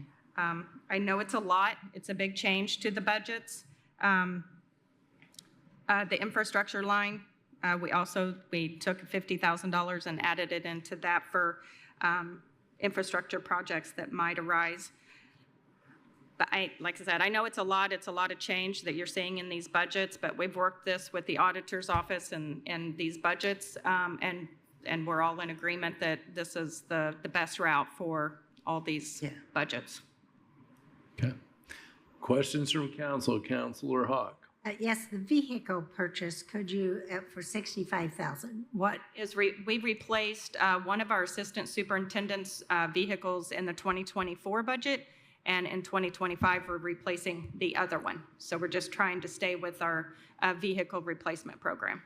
And are we able to use the ones that we're replacing in any other department so that? If we can't utilize it, then we would probably surplus it and put it on our the gov deals that we can recoup quite a bit of money back for these vehicles. If we, we can always work with another department if they prefer to buy it from us, or we're always happy to help another department if that's the case. Other questions from councilors? Councilor Iverson. I suppose this is as good a place as any to ask you about the Fullerton project. There's a lot of public interest. How's it going? It's going good. The west end should be done, which is, say, to Wickens Drive. Our goal is to have that done by the end of this year, and the remainder will be done by July. That's great. In 2025.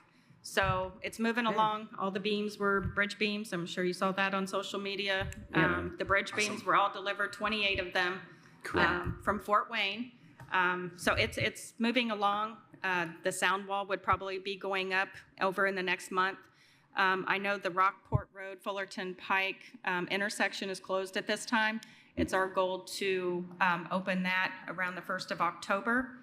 And then we'll be able, there's one road left in the community crossing grant program, which is the remainder of Rockport Road from city limits down to Fullerton Pike. And we're tying that paving project all into the same timing so that we didn't disrupt traffic. But yeah, it's moving along very well. Yeah, it's exciting, and there's so much public interest. So Yeah. thanks for the update. Other questions or comments? Counselor. I want to comment that I really appreciate your department rearranging the various accounts and budget categories to facilitate your accounting and to make it ultimately easier on you. And we're not wedded to any of this. We just want to support you in having the best system possible. So thank you. Thanks. I think what we have to be prepared for is a lot of changes at the state level this coming year, because that's one of the big pushes is for people to better understand how to fund our roads and our bridges, because we are running very short of revenue throughout the state to be able to maintain them in the way they ought to be maintained. And we're doing better here than a lot of counties because we just simply make sure that we use every bit of that community crossing we can get. But that not all counties can even do that. And so I think we have to keep an eye on that. I don't think we like the way they force you into the split, but we also know that the gas revenue is not bringing in the kind of revenue that increases every year as one might expect with the number of vehicles on the road, because we have vehicles that are using less gas. And even there are some that's just using just the electric vehicle. So we've been warned about this now for 5, 6, 7 years, that changes would have to be made. And so we can just adjust. Councilor McKim, did you? Yeah, in principle, I don't have any disagreement with what Councilor Hawk said. I just want to make it clear that electric vehicles and hybrid vehicles do pay a surcharge on their registration that is supposed to compensate for the gas. Right, So. but in total, the total revenue growth is not happening the way to keep up with the maintenance of the road. Right, I'm So just saying something it's has not to happen. because of electric or hybrid, because they do need to pay their fair Saying share, they but got they it do for it free. through. Okay. Any other questions? Seeing none, let's go to a roll call vote. Counselor Munson, Yes. Counselor McKim, Yes. Counselor Wiltz, Yes.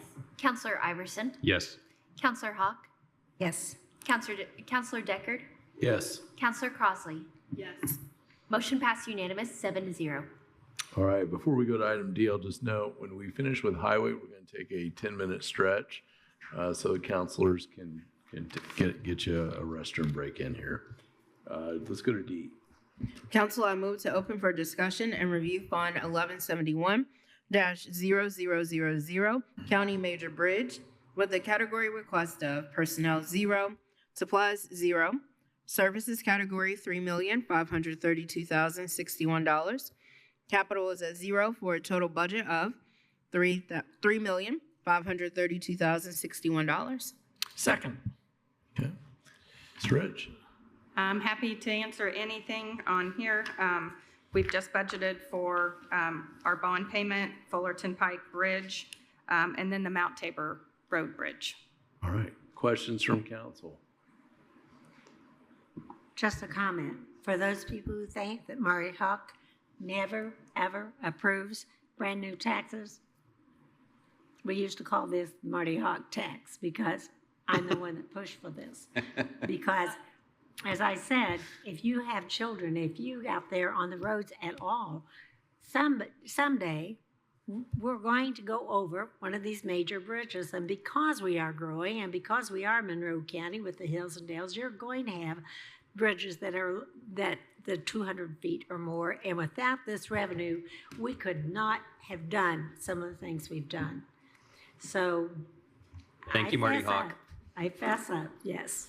There's sometimes like a new tax if it's saving lives. Okay, any other questions or comments? Seeing none, let's go to a roll call vote. Counselor Munson? Yes. Counselor McKim? Yes. Counselor Wiltz? Yes. Counselor Iverson? Yes. Counselor Hawk? Yes. Counselor Deckard? Yes. Counselor Crossley? Yes. Motion passed unanimous, 7-0. All right, let's go to item E. Council, I move to open for discussion and review Fund 1173-0000, Motor Vehicle Highway Restricted, with a category request of personnel is at zero, supplies $817,000, services $1,481,363, capital is at zero, for a total budget of $2,298,363. Second.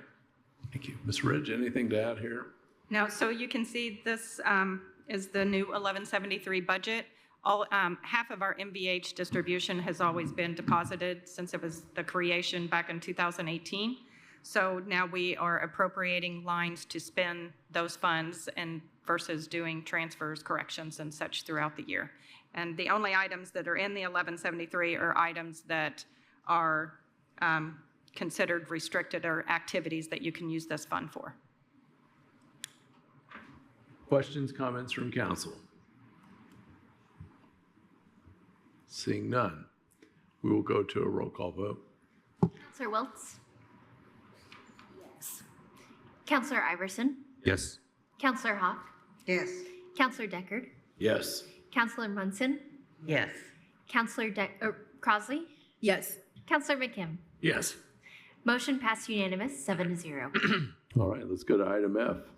Council, I move to open for discussion and review Fund 1176-0000, Motor Vehicle Highway, with the category request of personnel, $3,897,412, supplies, $176,032, services, $502,907, in capital for $7,003, for a total budget of $4,583,624. Second. Okay, Ms. Rich. Again, the changes that are in this budget are the items that have moved to the local road and street 1169 budget and the 1173 budget. All right, questions, comments from council?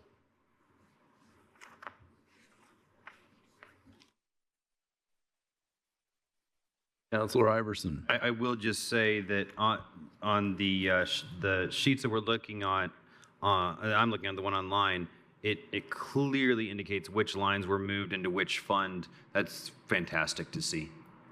It makes it really clear. There's a lot of moving parts here, so it's really good to see everything lining up. Probably a lot of work to do, right? It'd be a change, but we'll be all right. There we go. Any other comments, questions? Seeing none, let's go to a roll call. Counselor Hawk? Me? Yes. Counselor Iverson? Yes. Counselor Wiltz? Yes. Counselor Munson? Yes. Counselor McKim? Yes. Counselor Crossley? Yes. Deckard? Yes. Motion passed unanimous, 7-0. All right, let's go on to item G. Council, I move to open for discussion and review Fund 4920-0000, Westside Economic TIF, with a category request of personnel, $0, supplies, $0, services, $1,378,865, capital, $498,991, for a total budget of $1,877,856. Second. All right, Ms. Ridge. The only change that I believe we did to this budget is on the lease purchase agreement or section and capital outlays is for the Ellettsville fire truck, and that would be our annual payment for that, once in the spring and once in the fall. Okay. Counselor McKim.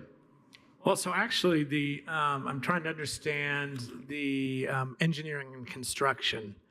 It looks like, let's see, so last year we appropriated 1.2 million, but then about half of that was transferred out. So I guess the engineering and construction is usually where all the kind of excess revenue goes into, right, for the redevelopment commission to then allocate, but that's substantially less than we've allocated in the past. For one, we are not taking on any new projects right now. So the TIF, the West Side TIF, we have some decisions to be made for that budget. Due to a couple of reasons, our revenue was less in our spring disbursement that I know Jeff Cockrell is working with the auditor's office on that. We intend to have some answers to our RDC board in the middle of September. And one other thing that had set the budget back is receiving an invoice about 5 years later from a contractor that finished a project, and we did not realize that it would be to the extreme that it was. So we did not anticipate that. So that's why it took our engineering and construction down, and that's why we have not taken on a new project moving into 2025. 5 years? Yep. Okay. Wow. And it's been begged for every year. And so the work had been completed. It wasn't like the work was. There ought to be a statute of limitations on that. That's. What Richard said, but so I wish I would have held off paying that since we waited so long. But we knew building the Vernal Pike Connector project was going to be really, really tight on funds. We knew that the whole way. But as I told the RDC board in August, I will do whatever I can to contribute money from the local road and street to get our grant fund back into a zero balance. And we hope to have that all figured out by the September meeting to get that balanced out by the end of the year. So yeah, we did not add any new projects to 2025. Thank you. Councilor Iverson. On the multi-use trail coordinator, that doubled. Can you talk to us about that investment? So we probably won't have to use those types of funds in there. We budgeted for that in case we need to use any of it. The Karst Trail connection should be done in November. We didn't know, you cannot anticipate if there's change orders and things.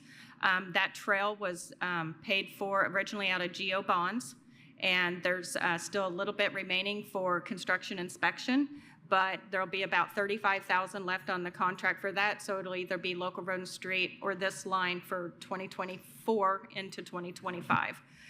So again, I don't anticipate using all of that. We just set it there as a placeholder just in case if something arises from the Karst Trail extension. But that's scheduled to be done by November 15th. So, but your invoices and everything can carry over into 2025. Yeah. And I just want to comment on that. I think I told you, my daughter and I rode that yesterday. I was shocked at how far along it is and how great it looks. I know it's not quite done yet to Curry, but absolutely beautiful stretch of trail and will serve a valuable purpose connecting from Curry to the Karst Farm Greenway. So great job on that. Councilor Munson. I just think this extension needs a name. We've been into names tonight like it's our job. We might as well do it. A suggestion for a name, but Go ahead, Councilor Wiltz. Well, a Councilor McKim Memorial Park Trail. He's not dead. Enjoy life. But Thanks for the suggestion. But he is going to a better place. I see. Well, we can't name them all tonight, but we'll keep on it. Councilor Hawk. Okay, is this, am I getting confused here? I don't like being confused, but is this the fund where we have in the past assisted the school system? And it's in there, it's STEM. STEM. And that's the $270,000, that's what we contribute Oh, to I them find each it. year. I see it now. Yeah. I kept looking for the school. It says STEM. Okay. No, that was definitely a priority to Thank fund you. that. I thought I'm going to have to vote against this TIF. We don't help the school. And as a reminder, when you look at some of the other counties, the budgets and so forth, some of their income tax money goes to the schools. And we don't support our schools out of our income tax money. And so I think it's important that we, when we have the opportunity to, that we do this. Because Okay. it's tied to the school tax rate. This is tied to the Richland Township tax rate, and that tax rate is tied to the Richland school tax rate. Other comments or questions? Seeing none, let's go to a roll call vote. Counselor Deckard? Yes. Counselor Munson? Yes. Counselor Crossley? Yes. Counselor Wiltz? Yes. Counselor Iverson? Yes. Counselor McKim? Yes. Counselor Hawk? Yes. Motion passed unanimous, 7-0. Okay, let's go to H. Council, I move to open for discussion and review Fund 4921-000046 Corridor Economic TIF with a category request of personnel $0, supplies $0, services $499,871,000, and capital is at $0 for a total of $499,871. Second. Ms. Ridge, anything? Not really, unless you have any questions. Do you all have questions, counselors? All right. Is it, well, is this the Oh, TIF this is that on the contract H, of funds 46 corridor TIF. Counselor McKim? Yeah, I guess what is this, and I'm not sure if any of that is being paid out of this TIF, but what is the schedule on the, what is it called now? Stouts Creek, the Stouts Creek Bridge and The connection? connection there. Yeah. Jeff Cockrell, I believe, has been in touch with Steve Kreider, and the last I heard, last month, was a 2025 construction. Okay, thank you. Yeah, we've talked about that for a while, quite a while. It's a theme, isn't it? Counselor Hawk? And could you remind me, so for a long time, it was Kreider that was actually paying for the bond. So is that all paid off now, or where are we on that? That's a Jeff Cockrell story. Oh, never Or mind. the auditor might be able to answer that. They work closer with those bonds than I do. Yes, I can pull that up, but we are still paying that as of now. Because that's a second bond, not the original one, right? That original one was paid off, and then this was one specifically to build that connector. Yeah. But pay this one as well? I thought he bought Is it. that still the agreement? I thought he bought that bond, but that's a Jeff Cockrell question. Yeah. I think he just has to come to every budgetary. We want to come back to this later, or? We do still have we are still paying on a debt for this. Do you want specific details? Yeah, counselors, do you? Well, because disbursement to bank is one of the lines that Right. we're appropriating. Yes. So we know we're paying on a bond. All right. Any other questions or comments? All right, seeing none, let's go to a roll call vote. Counselor Hawk? Yes.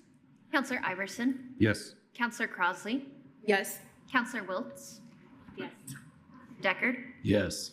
Counselor Munson? Yes. Counselor McKim? Yes. Motion passed unanimous, 7-0. All right, let's go to I. Council, I move to open for discussion and review Fund 4922-0000 Fullerton Pike TIF with a category request of personnel $0, supplies $0, services $132,700, capital $0 for a total budget of $132,700. Second. All right, Ms. Rich, anything? Not really. Counselors, how about you? Any questions? No? All right. You've added your important Fullerton question. All right. Anything else? Going once, twice? Let's go to a roll call. Counselor Crossley? Yes. Counselor Wiltz? Yes. Counselor Munson? Yes. Counselor Hawk? Yes. Counselor Iverson? Yes. Counselor McKim? Yes. And Counselor Deckard? Yes. Motion passed unanimous, 7-0. All right. We've got two more items under Highway, J and K. Let's go to J. Council, I move to open for discussion and review Fund 4934-0000, Curry Profile EDA, with a category request of personnel 0, supplies 0, services $25,389, capital 0 for a total budget of $25,389. Second. Okay. Ms. Ridge. Really? Counselors, you got anything? Any questions? Okay. Let's go to a roll call vote. Counselor Iverson? Yes. Counselor Deckard? Yes. Counselor Hawk? Yes.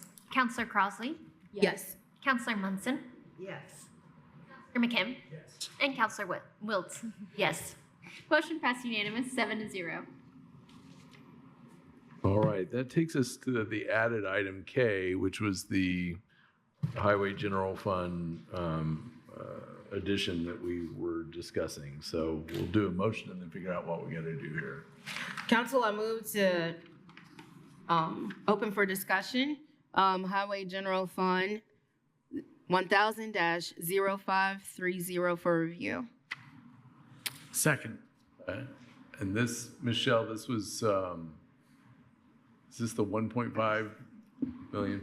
Yes, this is the 1.5 for the Community Crossings Bituminous Grant portion. Okay. All right. Anything to add to that, Ms. Ridge? And that's my fault that it wasn't added, because I did not know I had access to the county general to be able to add it, because last year we did it as an additional. So I did not get in the county general budget and put this in there until we realized last week it wasn't in there. All of us figuring it out together, right? Any questions, counselors? Counselor McKim? This is more of a comment, but I guess I just kind of want everybody to understand that, you know, in most of the years that I've been on council, most of the years in the past, we could always say that the money from highway came from highway funding sources and not from the general fund. But the public should know that we have been, for the past couple of years, have been investing essentially from the general fund or the rainy day fund, which is kind of equivalent, general tax money in these paving projects, which have been essentially doubled by the community crossings project. So, you know, I feel like it's been a really good investment so far.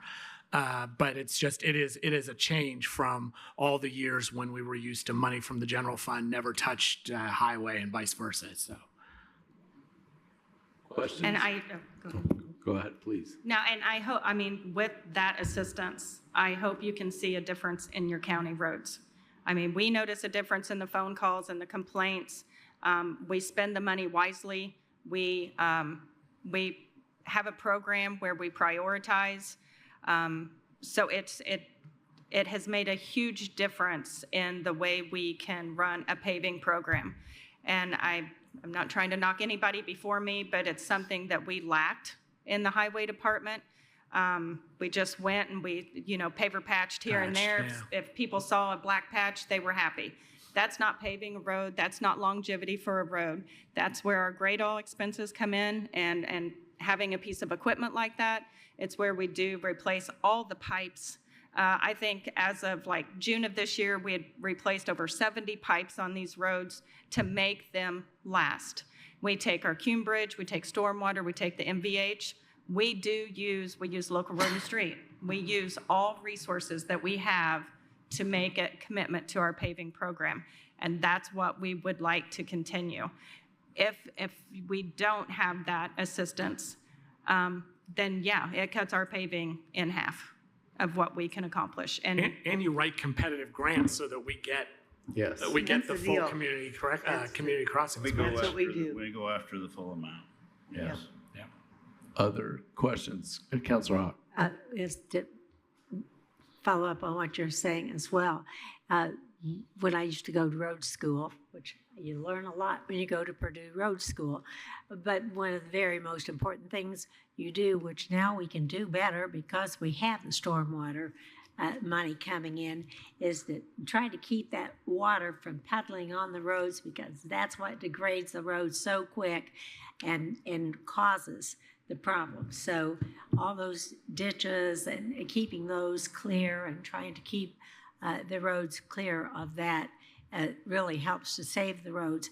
That back to the budgeting, one of the reasons why we need to include it in the budget and not wait to the beginning of the year like we did last year or maybe even the year before, is because when she goes after that community crossing grant money, she has to say she already has in place the dollars to do it. And if for any reason we would, for some reason, not get all of that done in time, we sure don't want to miss the opportunity. And we don't want her ever to lose the trust of the people that trust her when she signs that document that she's got it. So this is the time to do it. Other questions, comments? I will say, Ms. Ridge, I say it every time I can, you have the hot hand with the state on getting these, and that's huge. It's dollars that come home, and I appreciate that very much. You can notice the difference out there, and you do see it when you drive, and you do see it when you talk to people as well. The other thing I would add is, and this is just generically, but sometimes I've heard over the years, and I've watched this county a long time because I grew up here, but I have watch people sort of say, well, that's county. And by that, they mean it shouldn't be that good or that decent, or, well, you have to understand they live in the county, the comments like that. And I hate that because that's ridiculous. Being anywhere in this county doesn't mean anything like that. It means you should have good roads. You should have good access to fire service. And when those fire trucks go down a road, the firefighters losing their teeth being jarred on potholes is not what you want. I mean, you go out on sample and take a look at that road alone. That is a magnificent road. And I hear from those residents out there about the siding, how you all did that is awesome. So my point is that I appreciate where the county looks, where they're going is primary in your mind and getting that dollars. So we're going to keep sending you to the state to try to get those dollars.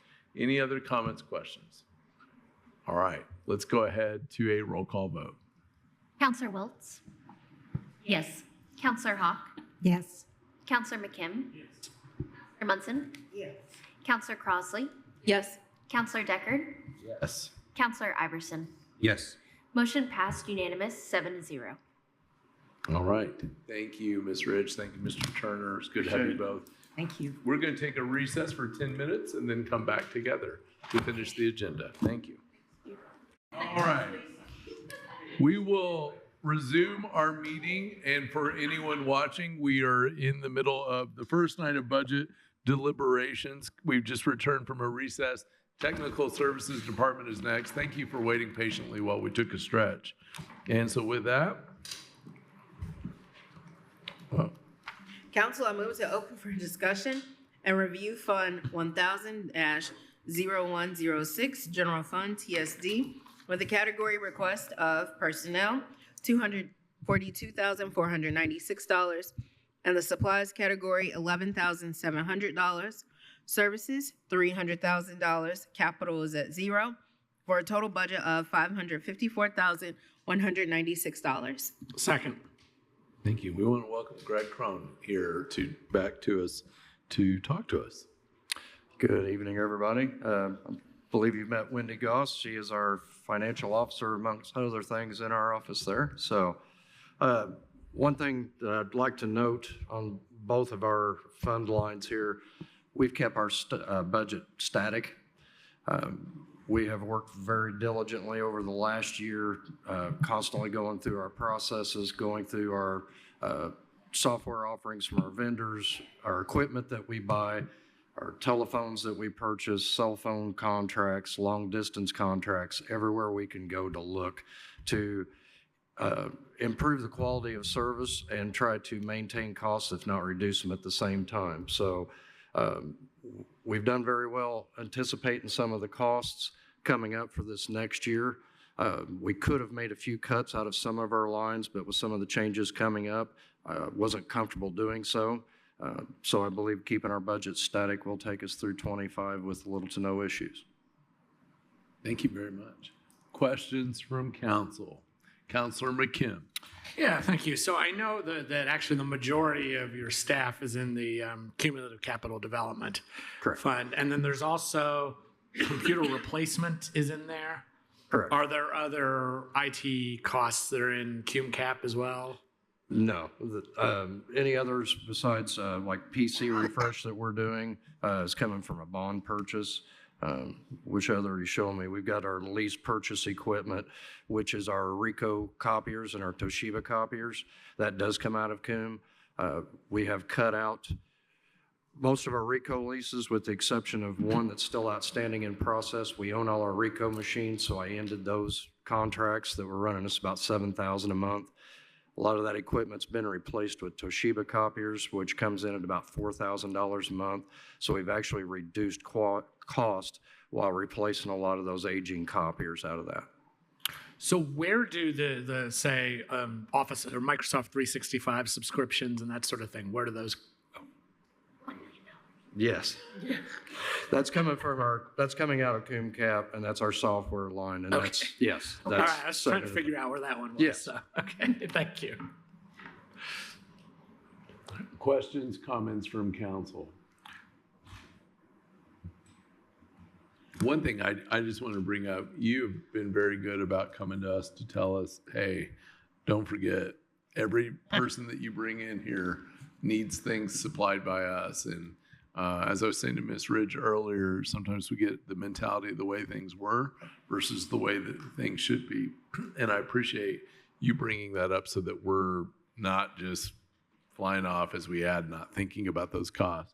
The reality is all the things departments do generally are coming through your office one way or the other through this technology that is absolutely vital. As I look around the room, I mean, good heavens, the way that the council now connects to the rest of the world has literally changed since 2019 when I first came on this council, and that's probably not going back anytime soon. So I appreciate that. Other questions? Yes, Councilor Crossley. Thank you. I had a really quick question, and I'm trying to figure out if there's anything here that would go under. I know that TSD has done a really good job recently of trying to make sure that people are being proactive of items related to phishing and things like that. Is there a way potentially that in order to make sure that, you know, we're still continuing to be vigilant and county employees can remain vigilant, is there a way that we can do like simulated attacks where people can educate themselves of what it is that they could be doing that could potentially be hazardous to county government? Okay, so I believe your question was in regards to email and phishing emails. Yeah, that like thing. some type of additional training for employees because I really think that would be a really good idea. I know, and I work, you know, elsewhere here, and my employer has those types of things where it's almost like it's kind of like trying to get an employee to figure out what is and what's not, and then when you click it, it just goes, "Congratulations, you have successfully completed a simulation," you know, so just an extra added bonus for county employees so that we can remain why can't I say that word? Vigilant. That's the word I'm looking for. No problem. I was tracking. Yep. So yeah, just something that we could do just to make sure that we can continue to not be a cause for anything that could further disrupt. So right now we have two different programs going on. One is called the Know Before program. That is a phishing email exercise. We've actually had this program in place for over 3 years now. 2 years ago, I got us over on the state's contract for that. So we actually operate that software at no cost to the county. We do regularly and test with phishing emails. Everyone in the county receives a different random phishing email each time through. They do get notified whenever they've correctly identified as a phishing email and reported as phishing. Then I also get a monthly report after each exercise is done. on those reports, that shows me who's accessed emails, who's clicked on any links that were embedded or scanned QR codes. Right now, at the moment, I'm visiting with those people, giving them a call, giving them an email. I can see the emails they've clicked on, so I'm able to show them the example where I can actually help them identify points in that email that could have shown them that that was a phishing exercise. Additionally, with the help of employee services through the Fred Pryor training program, we've also just instituted a cybersecurity program training follow-up for all the employees that had to be completed by the 30th of this month. So we're doing different steps going along through this to try to raise employee awareness, and not only here at work, but also in their personal lives, because all this stuff carries over. Risks you have here, you have at home as well. So when it becomes a habit, then everybody gets better at it. Good. Thank you. I appreciate that. Counselor Hawk. One of the things that. Pull your mic around. Microphone. Sorry. One of the things that happens, my daughter works at a school in Miami. Well, it's actually out on Sunny Isles. But what they do is they do like you to send out something to see who might click on it. But if they click on it and they're not supposed to, then they're required to go to a further class. And so people think twice if they've got to take their own personal time and go sit in on a class because they clicked the wrong thing.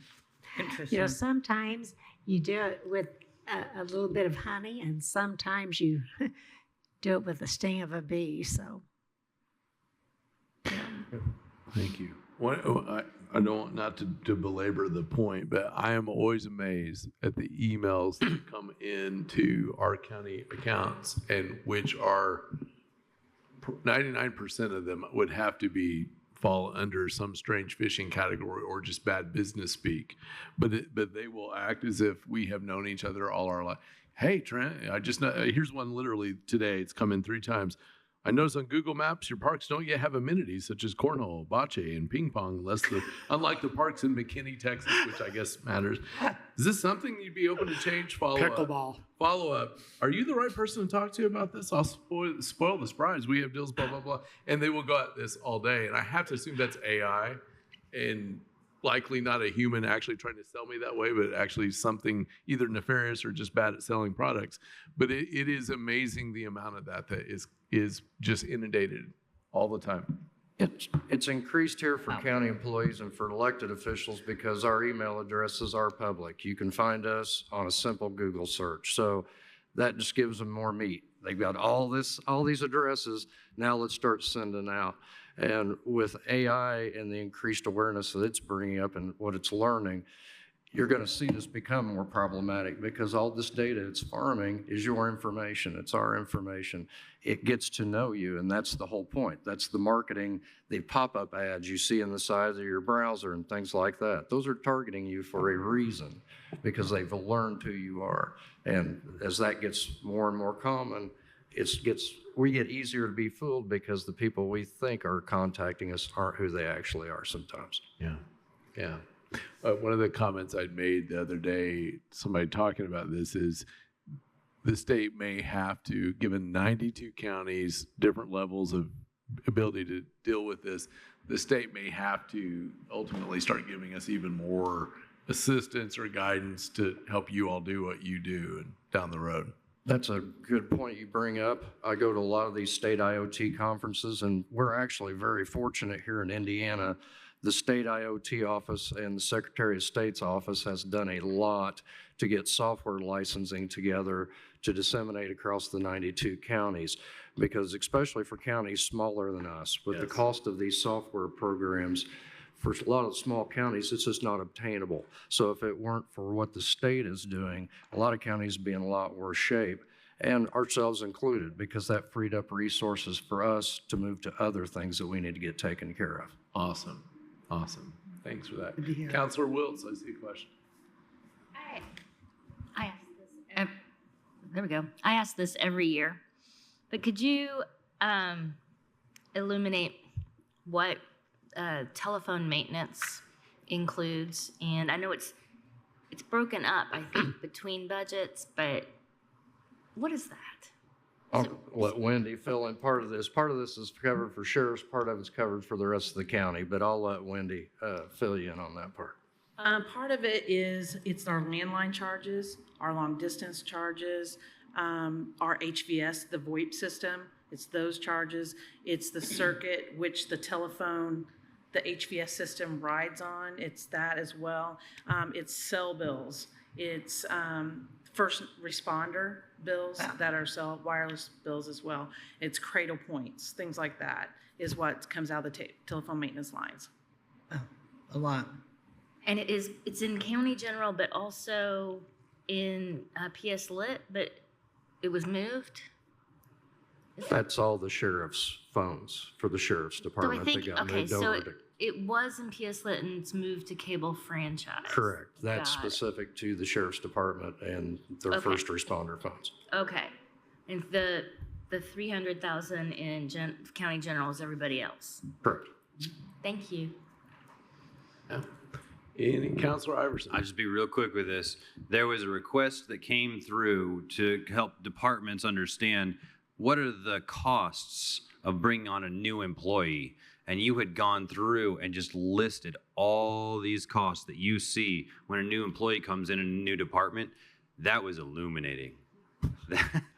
I appreciate the council being responsive to that because we don't think about everything that comes with an employee taking that desk. And when you start seeing it itemized out like that, it really sheds a light, shows you real quick where that money goes and how fast it can get there. So yes, I appreciate the acknowledgement on that we were able to identify a little glitch in that process there and get that straightened out so it makes it easier going forward. So thank you all very much. That's going to be a good process, yeah. All right. Any other questions or comments? Let's go to a roll call vote on accepting this budget. Counselor Munson? Yes. Counselor Deckard? Yes. Counselor Crossley? Yes. Counselor Iverson? Yes. Counselor Wiltz? Yes. Counselor Hawk? Yes. Counselor McKim? Yes. Motion passed, unanimous, 7-0. All right, let's move on to B. Council, I move to open for discussion and review Fund 1000-0106, Public Safety Lit, TSD, with the category request of Personnel 0, Supplies 0, Services 0, Capital $287,538 for a total budget of $287,538. Second. Mr. Cron. Sorry. Okay, so you got your PS11. Sorry about that. Yeah, hang on. It's just the sheriff's. Sorry. I just want to state for the record, on the script, I typed it wrong. Counselor Crossley said Fund 1000, and it should be Fund 1170. Oh. Public Safety Lit. No, it's just the cameras. Did I redo that? Okay. Oh, for the Axon stuff, yes. So, okay, so the only thing we've got on our 1170, this is for the sheriff's Axon contracts for the body cameras and for the interview storage and the interview conferencing systems for the interview rooms. So that's what comes from that fund. Thank you. Comments, questions from council? Yeah, Councilor McKim. No, I'm just curious why that's in a capital line rather than a services line. And there might be a good reason for it. I'm just. I don't have an answer for that, so I would have to refer to Angie on that one.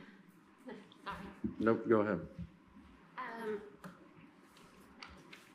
I'm not entirely sure, other than I believe it was for actual equipment. Purchasing of the. Of the equipment. And so it was a kind of a lease agreement, if I remember correctly. I mean, we knew we were going to be paying X amount of dollars every year. Okay, so it wasn't a purchase and a maintenance fee. It was a lease agreement over a certain number of years. Kind of I mean, my that vaguely understanding. sounds familiar to me, too. Yeah, Mr. Evans was here at Right. when it initiated I at remember that that, time. yeah. So I believe that's why it was put into a capital line. It was originally called equipment. This is one that we lost last year in the sense that we lost it during this process. it got dropped somehow, and so then we had to come back and get this taken care of. Thank you.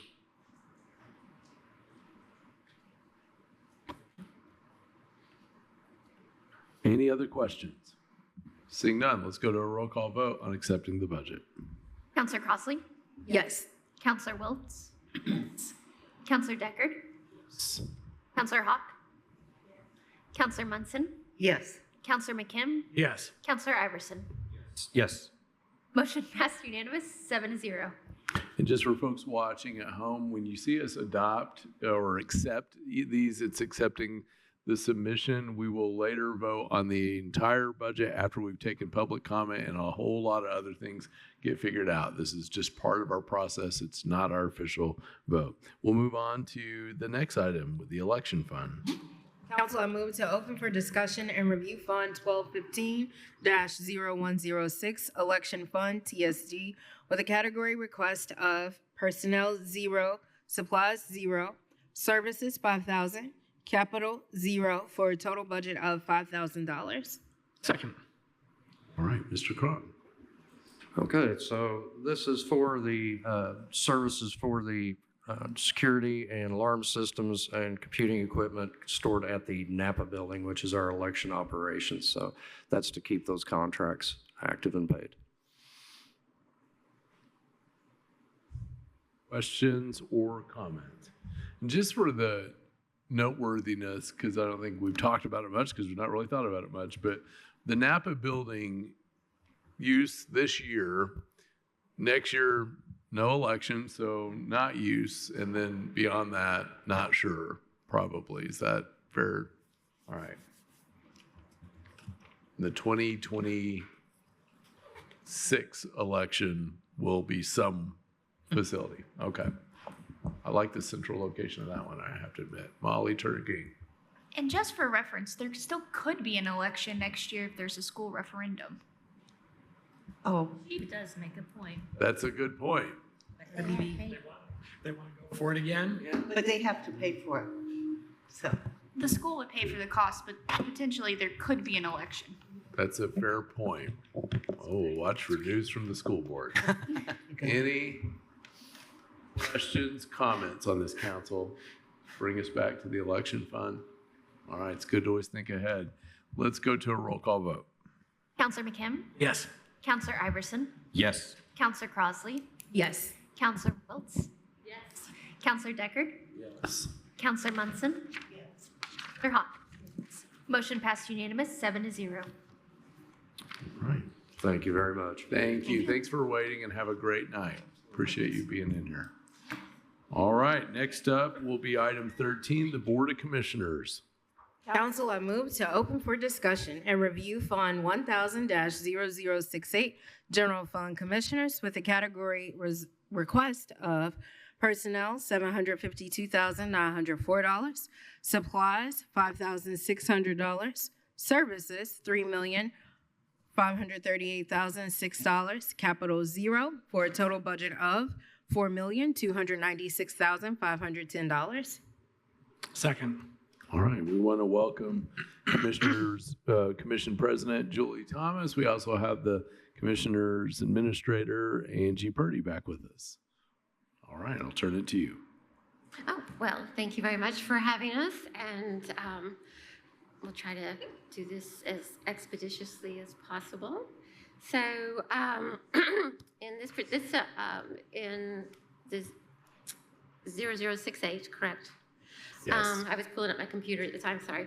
That is our generally referred to as the commissioner's budget, and it deals with much of just the office personnel, but also some of the supplies necessary for this Soil and Water Conservation District, as well as the Soil and Water Conservation District's 2 positions. That is in here this year. And then we also have care of patients, Memorial Day expenses. This is also where the mental health services are provided, such as Centerstone and Stone Belt, yes. And then this is also the fund in which the county supports HealthNet. And I know that last year there'd been some lack of conversation, if you will, about HealthNet. I sent out a document today that I'd received from Ms. Salih. I'd share with you guys regarding HealthNet and the services that they provide. She's also online, and I believe Andrew has promoted her to be able to speak if that's necessary for you guys. I will tell you that the county uses HealthNet every time that we've had to deal with an unhoused population on county property. They are fabulous with working with the people who are there. Yeah, they do a really great job with it, and they get there with our people that get there, and it just helps to keep everything safe for everyone. But I also know that I'm speaking on the more of the homeless side of things, because that's kind of more of what I get knowledge of. But they also go to the shelters and provide medical and dental services. So that's kind of, I believe, the most of this particular budget. If you wanted to, if you had any particular questions, please don't hesitate to ask. I do know that this one has our liability insurance, and I've increased that amount. And I can tell you that I'll be coming back for an additional this year, actually, for our liability insurance. I think I've already submitted that, but I'm just now thinking I don't think I told my liaisons. We saw that. I mean, it was sent out to all the council advertisements. I'm sorry. It's like ruh-roh. As I'm looking at you, like, oh. And let's see here. I'm trying to find. So I know that we had expended. Yeah. So currently we've expended over $1 million. So $1,030,765. I've come back for an additional, but there's another bill that just came in for $49,000, and that actually has nothing to do with any of our IT or technology. It actually has to do with workman's comp, and so I'll be coming back twice on that particular item. What line is that? Do you have any questions? Do you want to talk to Ms. Salih? Let's see what we got here. That last thing, I zoned out, I guess. What was the last line that you were talking about? The other insurance. It's the non-health. It's our liability insurance. And I've requested an additional. I've already submitted a request for an additional, and I don't believe it's going to be sufficient because I just received another invoice. Well, the office received an invoice for like $49,000. So okay, thank you. You're welcome. All right, Councilor McKim. Thanks. I guess since Ms. Salih is here, I'd just like to hear a little bit about what what the county's contribution does for HealthNet. Yeah. Or will do. Yeah, that's fine. It primarily will go towards operations. And we offer, in addition, Angie was great at talking about our homeless program, but we have a very robust clinic as well that we work hand in hand with our street outreach people, where we provide primary care, behavioral health. We have a full-time social worker. We also have a psychiatric nurse practitioner who's here 1 day a week. And we have a full-time behavioral health therapist. So we see anybody and everybody with or without insurance, regardless of their ability to pay. We see children all the way through senior citizens. So we are a busy clinic. And I think if you saw in the report, about 80% of our patients are from Monroe County. We don't turn people away. We have people coming from a variety of areas, but the majority of them are here, here in Bloomington. One of the things that I did want to say that did not make it into the report is we were chosen, excuse me, we were chosen to, excuse me, to do the refugee physicals for the new refugees who are coming into our area. And that has been an interesting, an exciting opportunity for us and the community. And as to date for this year, we've done this now, this will be our second year, but to date for this year, we've seen 140 refugees that we've done physicals on. We've, and those are children. I believe there are 15 different countries, and 47 different languages are spoken. So it's more than 15 countries, but anyway, so that has been interesting. We work really well and closely with Exodus to help with placement, but our primary focus is on the healthcare and continued care of that particular group. Are there any specific other questions? I'm happy to answer them. Counselor McKim. Yeah, sorry, just to follow up. Thank you very much, by the way, for that explanation and for the report. Are you currently taking new patients for primary health care? Yes, we are. And approximately what's the lead time to get to see a provider? I mean, just an estimate. It will depend. I would say we're about a month out right now. But then again, we will try to get them in sooner if we can. Okay, thank you. Yeah, it's just busy. That's quicker than most. Other questions? I see Counselor Crossley. Thank you. I appreciated the report that we received this afternoon. I was able to take a little time to read it, and I appreciate you being able to be here present.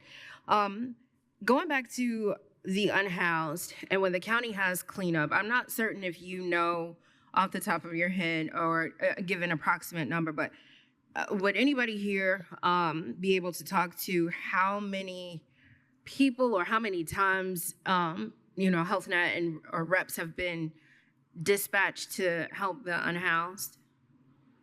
I don't know. I can't tell you what the number is.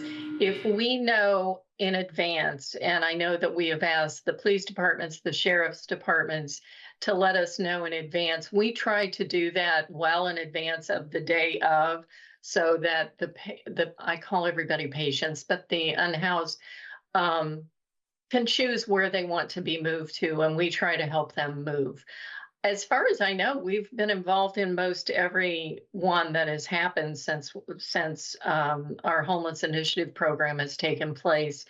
And our goal is to work with the community, work with the county and the city to try to find the best way to move the patients and continue to maintain that respect that we have been and trust that we have built with them so that we can continue to work with them, give them care, help them with their mental health issues as well as their health care. And so how that is done is really important to us, which is why we like to be involved in that. And I guess if I may, Mr. President, maybe to the commissioners, Commissioner Thomas and Ms. Purdy, how many countywide encampments have we cleaned up so far in the past year? 2 or 3. Okay. Is off the top of my head. Also, just want to let you know that I know that whenever we become aware of an encampment, before anything is done, we reach out to Health Net so that a lot of times they go or they're there when our people go to kind of hand out the notice and saying, hey, you've got X amount of time, and then helping to hopefully make it a less stressful situation. Thank you. All right, Counselor Wiltz. Yes, thank you for the report. I have not had a chance to read it since we got it this afternoon, but I have a question that is more specific to our purposes tonight, which is that the requested budget from the commissioners is $100,000 more than what we provided last year. And I'm wondering if there is anything that you can provide in terms of the need for more or the intended purpose for that increase. What? Were you going to say something, Angie? Sure. The county has been providing $250,000 for quite a few years, and it was last year when the council was looking at, how do we meet the needs of the COLA that was being proposed.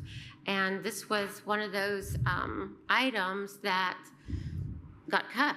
Mm-hmm. So, I will tell you, the need has not changed. It's still there, and we certainly need it, and probably more than ever, with certainly a lot of changes in federal reimbursement programs that have happened over the last year in healthcare. We've noticed. Well, that's a significant thing that we've had to take into account. The one thing I can say is that the HealthNet senior leaders, I'm so impressed in how they anticipate, they look ahead, and focus very hard on the budget and the finances so that they're managing that really well in anticipation of some of the changes that happen. But they continue to focus on the mission as well. And I love that they're able to balance that. So the additional funding, we've had it in the past. It would be helpful to us. There is always the need. Councilor McKim. Yeah, and I'll just say, because I was the one actually who originally made the motion to cut it back last year. So the 250,000 kind of started out in the Volunteers in Medicine days. Mm-hmm. And then I think when it transitioned to HealthNet, there wasn't as much, we didn't have as much visibility here as to what HealthNet was doing. Wasn't sure that there was a need because we just didn't have as much visibility into the organization. And I think now we have a better understanding. I know there's clearly that you work with the commissioner's office on various things, and I think there's just more information to us available now on what you do. So I think that's my answer. Now being today. We're kind of returning back to where we Yeah. I guess I'm just surprised that we didn't hear immediately if they needed the money and didn't get it last year, because I know you reached out multiple times. And they responded, but the budget was already through. And I met with Ms. Salee, we talked about the various needs. And at one point, I thought we could maybe try and come back for the other 100,000. However, life has gotten in my way, and that did not happen. So, so we're now looking for 2025. Okay. Councilor Woods, did you have anything else? No, not on that. Okay. We've got Councilor Hawk and then Councilor Iverson. Just as a reminder, last year the county commissioners gave us their suggestion of what the cost of living increase should be for the county employees. They've done that again this year. In order to do that, there's going to be cuts made someplace. Either that or we just keep putting on a new tax where we can find it. So I think that if the commissioners really want to see that cost of living increase go to our employees, they might have to take a hard look at their budget to see where they can assist with that. It's never going to be an easy choice because no one wants their budget cut. So, and since I'm only one of 7 here, I think somebody better be sharpening their pencils or using an eraser on something. We've got Councilor Iverson next. While we have Ms. Lee here, I wanted to ask a quick question about the report that you sent. In the report, you indicate that up to a third of clients that you serve report Hispanic ethnicity. Are you seeing that number increase over the years as you work with populations throughout Monroe County? That's a really good question. It's 29% are non-English speakers, so they're not all Spanish speakers, although that is a larger number, one of our largest numbers. It's hard to say. We see new patients on a regular basis that are coming in, but then we find out they've been here for 5 years and we've just never seen them. And I kind of always say they're the hidden population that we don't know about that are working in the backs of the kitchens and various businesses that we just don't see them because they're not facing the public. So I do think there are more patients or people coming in, but I can't even give you an estimate of how much that is. It'll come back. Well, thank you for that. And your report's very thorough, so I really appreciate receiving it. You're welcome. Thank you. Well, I also want to just echo, I appreciate seeing Miss Silly here. She and I have a little bit of history from in our youth. We were in Leadership Bloomington together, and what this has reminded me today is that having HealthNet come in and talk to us about what's going on in the county is always a healthy discussion for us, and I think doing that again down the road at another time also would be helpful as well. Maybe we even have that as part of a work session where we're looking at some broader issues to talk about that. I'm happy to come in and speak to anybody. That'd be awesome. And another thing, I kind of just to add to that is, I think that moreover, we're seeing the county look to and rely on partners such as HealthNet for services. If anything, my biggest frustration is I don't think enough people know about what you all do, and I think it's a good story. I think they knew about the VIM story because it took us about, 15, 20 years to get that story out. But I do think there's a story yet to tell. In the Community Voices for Health project that Councilor Wiltz and I kind of served on, one of the big examples from that is people describe what they need, and essentially it's HealthNet. And Commissioner Thomas knows this as well. They'd be like, what we need is a place that you can do. And so I think that word's got to get out there somehow. I agree with you. I think the pandemic kind of held us back a bit, and now we're gaining some traction on that. Well, thank you very much. Counselors, other questions beyond even the HealthNet consideration for the commissioner's budget? Yeah, Councilor McKim. Yes. Can you talk a little bit about the Area 10 Rural Transit $100,000? Sure. Yeah, I'm glad you brought that up because I'd forgotten about it. They actually need $80,000 for their match on their grant, but given the flux that things have been in for the area that is now urban to urban for them in Ellettsville, I went ahead and rounded it up to give you the opportunity to make a decision to provide them with additional funding if you deemed it necessary.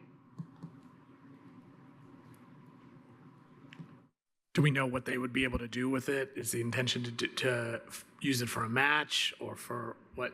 No, you guys could define what it's used for. If you wanted to use it for the shadow service, I believe is what they're doing now for that urban to urban service that they're not covered by their grant. It could go toward that. It can go toward their grant if that's what you want. There's definitely lots of needs that Area 10 Rural Transit has as far as transportation is concerned. There had been some discussion about some of this being in ARPA dollars. Is that, Commissioner Thomas, am I misremembering that? Yeah, no, that is correct. We are hopeful that, I don't know how much we have left in ARPA, and that's another story, but there is a possibility that we could be bringing the urban to urban service to ARPA for 2025. And potentially also consider a route in cooperation with Bloomington Transit, but we're going to talk to them this week. So there'd be two different items that would be brought to ARPA for consideration, and I know we don't have the money for it, but yeah. So anyway, yes, so that's still in the works, and August is September is later, then I'd want to be working on this, but that's how things go. ARPA poses problematic because we have to have the funds obligated by the end of this year. Right. With a contract. So I don't know, because I'm looking at our auditor who's like, no. So I think that ARPA and the urban, I think that needs a much longer conversation than what we have here. Stew So on it and let us know what you think, auditor. I think she'll tell you right now. I can't imagine that we have enough time to get another program under contract before the end of the year, which is what we would have to do to make that work. In addition to that, most of the projects seem, and this is a decision for the commissioners and council, obviously, but most seem to be over budget. Okay, gotcha. The other thing I would say is what we could do is it's kind of that whitewashing. So if we could fund, because I believe it's in our lost revenue, then we could fund, say, something that meets, since it's lost revenue, we could give it to Area 10 to do maintenance or whatever that would then free up other dollars for them to put toward X, Y, or Z. This does seem like a longer conversation. Yeah. Good. Yeah. So, or we may come back for an additional. Okay. Other questions, Councilor Crossley? Thank you. Since this is my third budget hearing, since being on the council, I know the past two budget hearings I was asking Ms. Purdy how we could get like a paid leave. And I'm so thankful I don't have to ask again this time. So I like to think it was the collaboration and the seed planted from our budget hearings that allowed all that to happen. So yay for collaboration. Yeah. Well, I had a couple of questions that should be fairly quick. The support for boards item, I noticed that there was a decrease, and I remember from doing my homework and preparing for the budget, we had mentioned last year it was because what was of that was paying for the Monroe County Bloomington Human Rights Commission. Is that something that we're still doing? Yes. Okay. And I'd forgotten about that, actually. Did we move that? No, that's where that was. That was where that was coming from. That's 30. Yeah, that's 30. So I reduced it to 10, I believe.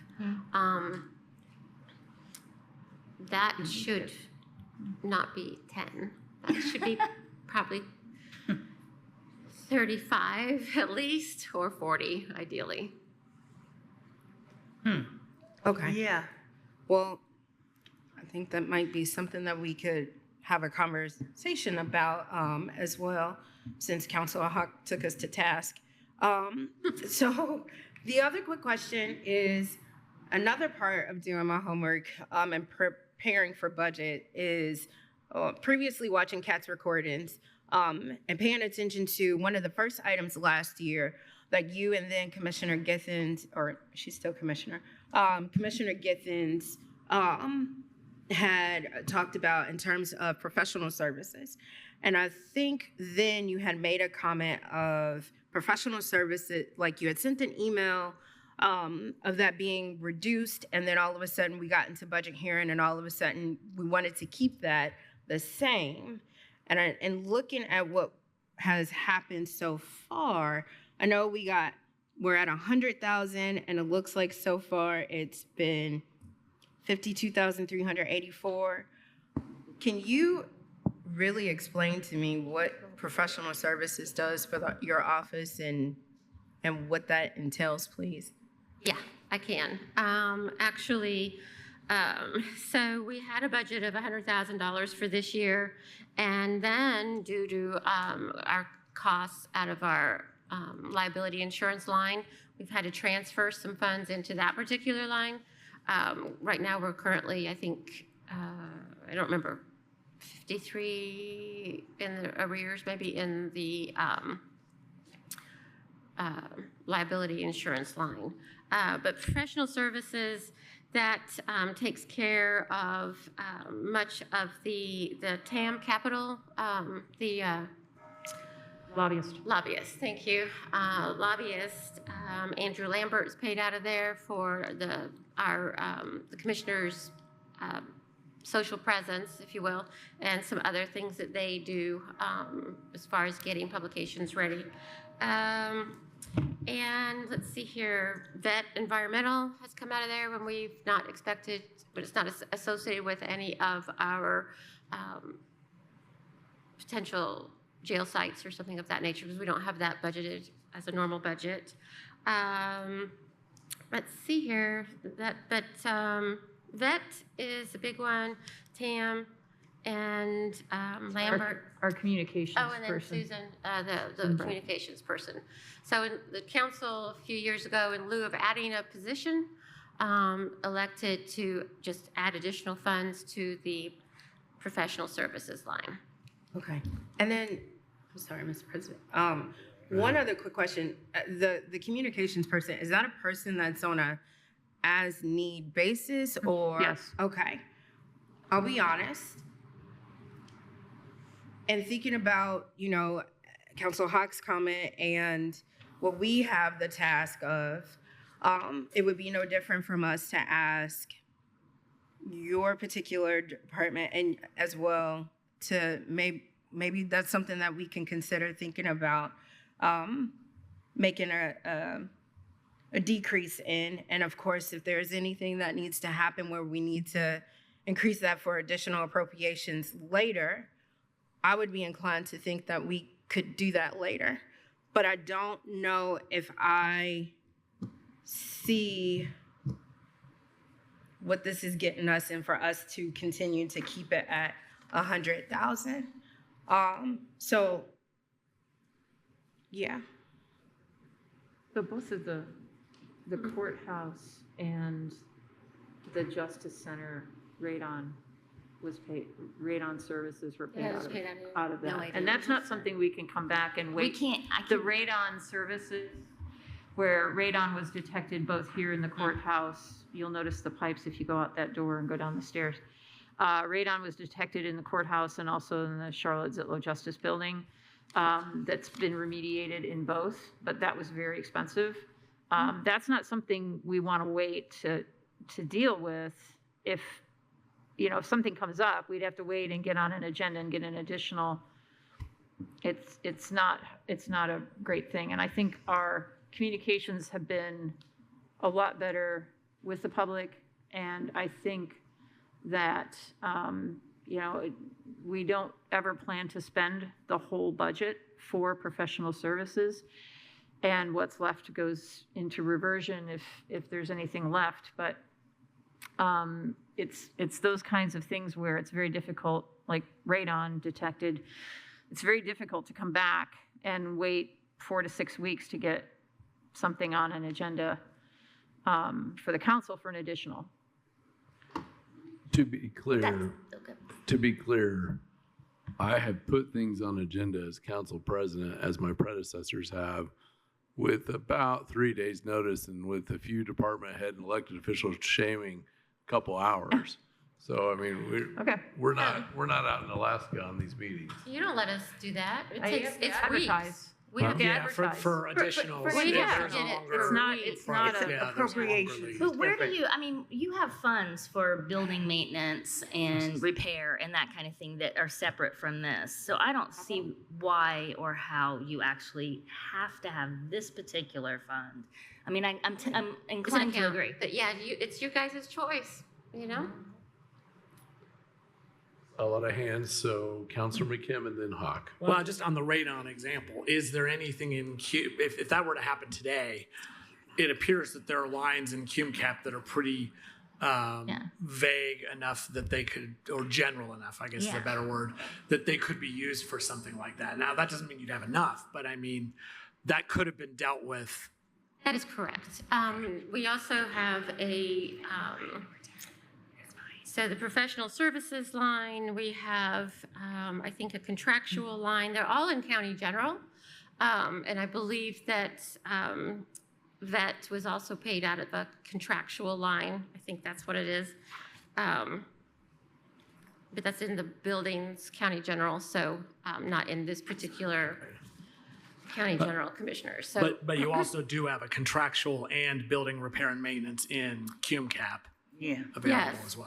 yes, and so, but if you look at cume, it's getting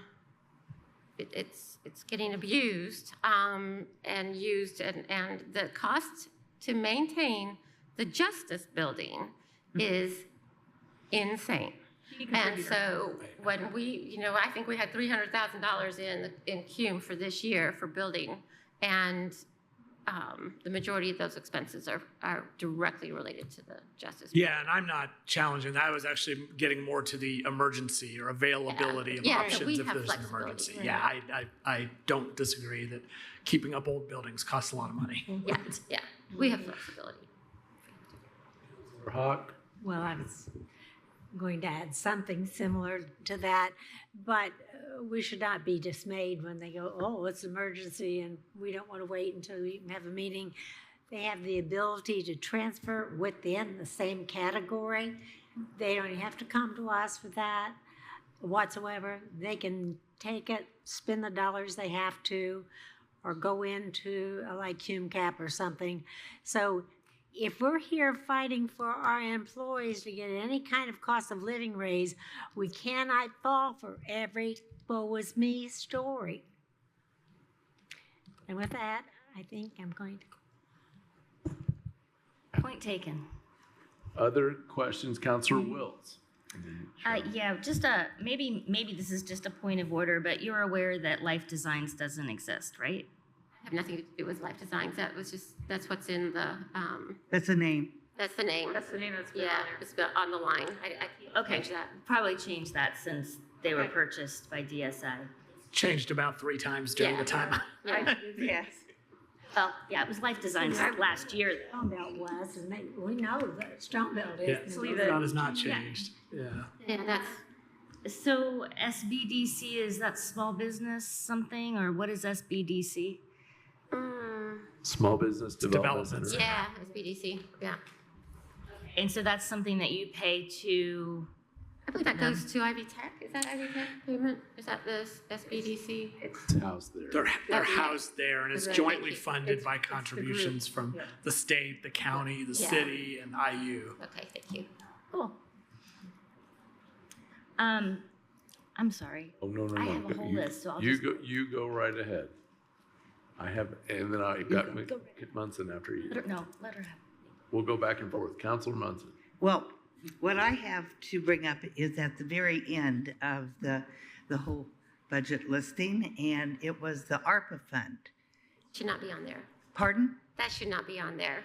There had been a discussion about appropriating the ARPA fund. However, after conversation with council, there was, it was recommended that we not do that, and I mean legal counsel, because these need to be actually contracted and encumbered funds. So we didn't want anything to look as if it wasn't clear that we were using the funds correctly. Okay, so I had a request from Emergency Management about an additional vehicle as a possibility from ARPA, which could be contracted for very promptly, and additionally radios.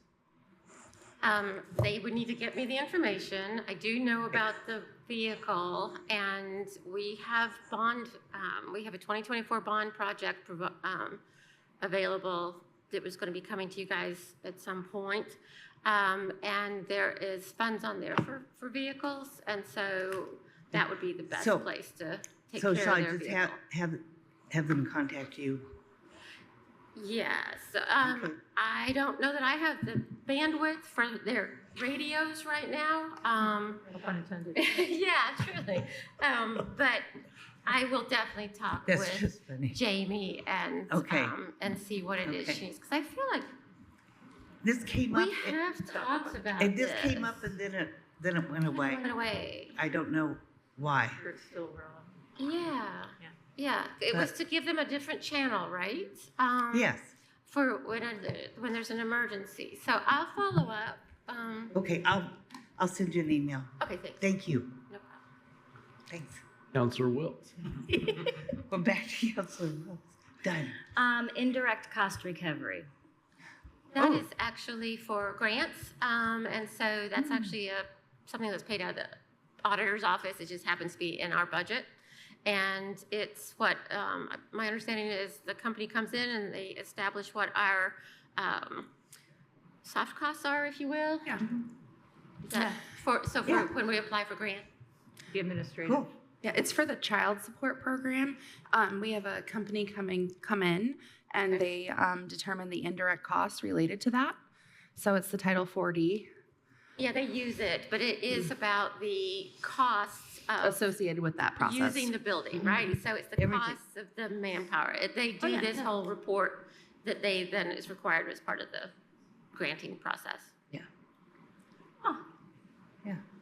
It's required as part of the granting process. But many grants that will require, I mean, I think I'd be tempted to put the $10,000 into my overhead costs on that. Well, it's like, when you get a grant with IU, you have to put an overhead rate on. But I Somebody don't pay a contractor to come in and calculate Well, because that. IU has a zillion staff that They Well, we calculate just that establish sort of a thing. rate for everybody, so there's Right. not like, we don't get to choose. Right, but somebody has to calculate that. Like humans have to analyze all the costs and Yeah, I guess I calculate that, figured right? there was just a rate for county governments. No, there's not. It's And then what they do to benefit with the Title 4, 6, what is it? Title 40. 40. I mean, that is instrumental in ensuring that the county continues to get those dollars. Yeah. So I just am surprised it costs $10,000 to get that information. That's It does. They review everything within the county, and we actually get around $100,000 back every year. So the cost of that is $10,000 to get that back. Okay. And it goes into the general fund too. All that. Yeah. Yeah. I have more. Good more. Go for it. My next one is the BEDC line. You have your, I'm assuming it's a membership dues for that. And it's kind of ironic, I guess, since we have asked for 2 years now for you all to fund the MOU with BEDC.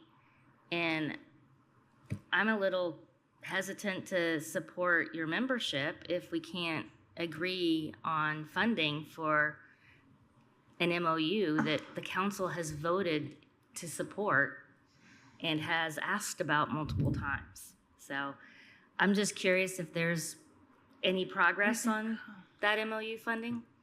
Well, the one thing I will say is if you're looking at cutting costs and worried about the provision of a COLA to employees, the funding, the $30,000 funding or whatever it was for BEDC would certainly be the first thing that should go. Well, that's our priority. That's what we want. I totally See, now hear you're that. heading the wrong way. However, I hear. Decide. However, Yeah. That's something we have mentioned that we have an interest in. Yeah. I think that's getting lost in the process. Counselor Wiltz, other questions you might have? I can't find it in here. $10,000 for historical record preservation. Is that outside of the recorder's office doing that? that is outside. It's the History Center. And so why is it not in historical museum? They also get funding to Yeah. support the museum. It has to be separate? It is It's two two separate separate things. things. It's Yeah. two separate. They haven't billed us this year. No, they have not. Anyone else have other one? Yeah. I'm done. Let's see, I've got Counselor Crossley, then I'll go with Kim and Munson. Well, I think to kind of go back to Councilor Wiltz's point about the BEDC, I mean, I guess in the spirit of collaboration, can we do something together where we fund our priority for BEDC and you fund your priority for BEDC together to ensure that we mean seriousness about this? Because I do get your frustration and your point about that, and nobody's trying to nitpick or take little picks at the budget. However, that is our job as fiscal body members. But I do, it is a little frustrating because we have had that in there for a while, and now we see that ask. How are we? I guess, how do you think we would feel about, seeing that, and then our priority, as you all have your priorities as well, not be funded? It just seems to be that spirit of collaboration that we continue to talk about isn't there, and only certain restrictions may apply. And that's what it feels like right now. So I really would hope that we could move forward with the BDC on our end, where you would be able to approve that as well. Happy to read it again and reconsider it again. And if you want to zero out our BEDC, that's fine, because it's ex officio anyway. And I'm already working with them on the CDO and other things. That's never going to change. We don't have to have a membership to do that. So that's, if you want to do that, that's fine. I'm happy to look again at the MOU, but there are things that we constantly try to keep our expenses down, and we constantly work and endeavor to do the best for our residents. And that's what's always at the forefront. It's not about dinging somebody or not cooperating for some reason or another. I'm going to have to reread it again, but I know that there are good reasons why it didn't get approved. And it has to do with viability, and it has to do with what it's actually going to do for the community. And it wasn't evident to us. But another day, let's talk about it again. Doors open, ears open. Councilor McKim. Yeah, I guess I'm on the same issue. I want to know what we need to do to make sure that the priority that we expressed in our budget gets carried through. If you have an issue with the MOU, make suggestions to change it. But that is an expenditure that the council has, I believe, unanimously voted as a priority. And we would really appreciate it if the commissioners would work with us on making sure that priority is carried out, just like we vote on in support of your priorities. If there's an issue with the MOU, then change it. Message received. May I ask a question about Sure. that? Is it possible at all to just not require the MOU or a contract, and for you guys just to support, to bypass this office? I'm just throwing it out there. I think if we did that, I think we would hear from a lot of folks, including that one over there, who would say, let's do that for every department and make it easier. I mean, I hear it all the time. We got to do a contract. Commissioner's got to approve it. Yeah, I mean, we've asked. Yeah. It's been 2 years, and I've definitely asked, and it has been said that is not the advisable path, to just hand money out with no agreement in place, which makes sense. I mean, on my end, we would need an invoice or something. We need some sort of documentation of why I'm paying an expense. Yeah, I was looking more at our council, that office.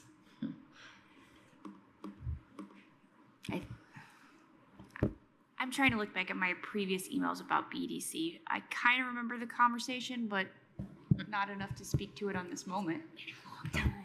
That's a good Understood. answer. It's all over Was there a hand down this way? Thought I saw. No. One thing before I guess we go to any further round of comments on this is clearly this is not to belabor it, but some things have to be. It's clearly this is a council intention. I honestly, and I'm going to say this too, in defense of them, and not at the request of the BDC. It's what the council wishes to pursue because we're concerned of it. So many of us for different reasons. I've said on public mics numerous times, as a child of plant closure in this community, I think about that when I go to bed, and it keeps me up at night. And I know they're out there trying to fight for those things. So I would love to see this revisited or some change or something to get it to do. And then we can also follow up with those ends. Any other questions on this Commissioners' budget request. Yes, I've got Counselor Wilson, then I'll go Crossley. I just have one more highlight. What is official bond? That pays your bonds. It's what? That's how we pay your bonds. $4,000. Elected officials have bonds. Have to be bonded. Oh, bonding. Got it. Don't. Kind of bonding. She does. The auditor does. Treasurer does. But he deals with money. Weights and measures. Say, when you say that, now it seems really cheap. Price to pay. The other counties, I begin to think the other bond the county cares. Yeah. Other questions? Counselor Crossley. I guess to kind of take it back to the professional services, I will say this, Council, I move to reduce professional services from $100,000 to $60,000 and move those funds into line item 33034 for support for boards to get you to 50,000. Did I do that right? Okay. Second. Got a motion and a second on the amendment as Counselor Crossley has described it. Discussion from council. My only say to that is, as we've talked about and we've discussed, there are multiple ways and avenues. If there is a true emergency and we do need to do that, it's not that we're saying that you all can't come to us. It looks like to Councilor McKim's point, there's plenty of different ways that I personally see as a fiscal body member and staying in my lane and figuring that out here that we have like QMCAP and there's other different ways. So I do think in true collaborative spirit, I think this council will make sure and ensure that things are not left unturned or there's an issue. So I personally do not want to hear some kind of shade be thrown to our county council for saying as a reduction of this is what is not going to happen. I think we know in true emergencies what we will and what we can do, and we work damn hard at making sure those things happen. So that's all I will say to that. Thank you. Can I ask a question? And I apologize. So you're wanting to reduce the professional services line to 60,000, Correct. and then take that 40,000 and add it into the support for boards. That is correct. Thank you. Other discussion on this? I think I saw a hand down this way. I might have imagined it. Counselor Hawk. Yes, while I support what Councilmember Crossley is asking to do, it's still keeping us up with the same dollar amount. You know, we're just moving it around. And I'll just say, and I know this isn't going to be liked by anybody here, but I've got to say it anyway. I've said for years that every time we put together, a whole nother new board or a whole other commission, this or that on something or the other, nothing is free. It all costs tax dollars in order to do it.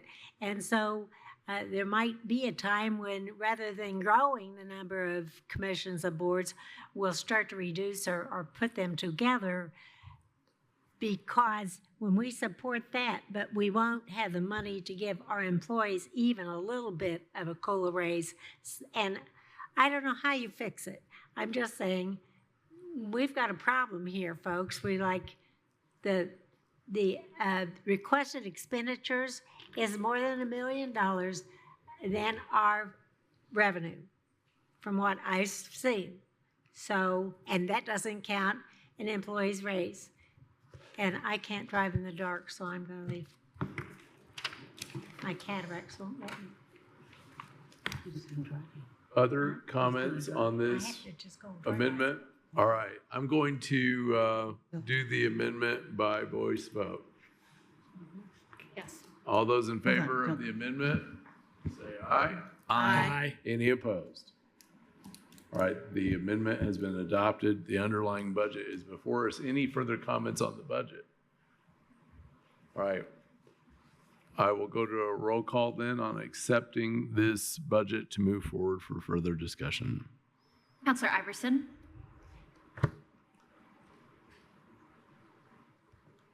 Yeah.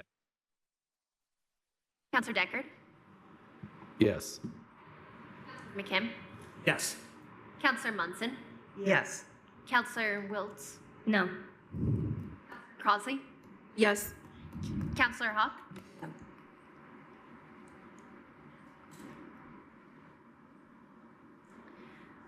Motion passed 5-2. Okay. Thank you. Let's move on to item B. Council, I move to open for discussion and review Fund 1000-0161, General Fund, County Buildings, with the category request of personnel, $311,312, supplies, $91,150, services, $1,962,248, capital 0 for a total budget of $2,364,710. Second. All right. Ms. Purdy. Right, this budget takes care of much of our buildings, this, in addition to the Cumulative Capital Development Fund. And so if you have any questions, just let me know. Okay. Counselor Ivers. I'll start off with a question. We know that there's been a lot of storm damage to county buildings. YSB, I think, saw some damage and some others. What's the status of that? I don't have that information. I do believe that our fleet and building manager is keeping track of the damages and the damages incurred, because we were going to submit all of our claims as one to the insurance provider as opposed to That makes sense. having multiples. So I'm afraid I can't speak to that at this point. That's in time. fine. That's fine. Other questions, Counselor Munson? Yes. Would you talk to us about the changing cost of trash pickup? Yeah, happy to. Trash pickup is a nightmare, and I've actually reached out to. There you go. Yeah, there you go. I've actually reached out to legal with Jeff Cockrell because I want to get a request for proposals, request for RFPs, Yes. because it is, I think, becoming excessive. So, like for instance, last year we actually spent $46,908 in our trash pickup line, and then this year we have already expended all but, and we've got 46,000 appropriated. We've expended all but like 1,700. So it's definitely getting, I think, a bit on the ridiculous side. Right. So this is in addition to the green business network recycling? Okay. Yeah. Is it because our provider just keeps raising the rates? Yeah. But there are multiple companies, so maybe. Which is why I do the RFP or RFQ, either one. Yeah. RFP. RFP. Yeah. Counselor Munson, did you have any But other? that's fine. Okay. Counselor Iverson. Yeah, we've already established that taking care of old buildings is expensive. And we've got two lines for justice building maintenance on the budget. One is set at a 6-figure. The other one is set at 0 with the note, no clue. Can you explain that? Well, actually, no. Yes and no. So it's actually two different. Justice building management is the And maintenance, yeah. $652,000. The other one is maintenance. I don't know where the justice building maintenance line kind of came into play. And I think last year or some year there was like $350. I don't know how that came into being. But the justice building management, what that takes care of is the cleaning, the maintenance of the buildings. It's our contractual agreement that we have to provide those services, including the guards at the doors for the Justice Building and that's in a separate one, in the Curry, because there's also a Curry management or maintenance fee. So Okay. that's what that's for. It provides the cleaning and the routine maintenance or not routine maintenance. Okay. Other questions from council? All right. Counselor, do you have? Yeah, I just want to go back. Maybe I just didn't hear it, but why is the maintenance zeroed out? I don't know why it was ever there in the first place. I don't know why the line's there. Line shouldn't be there. I understand. All right. Yeah. Thank you. Counselor McKim. Yeah, and I guess we typically, I seem to remember when we give county employees a cost of living adjustment, we usually essentially, that the contract, the service contract with ASI, we track that same cost of living adjustment, right? That is correct. Okay. We also do the same with the our other contracted cleaner. I'm trying to find what line he's on, but it's in the same. Is that the 36001?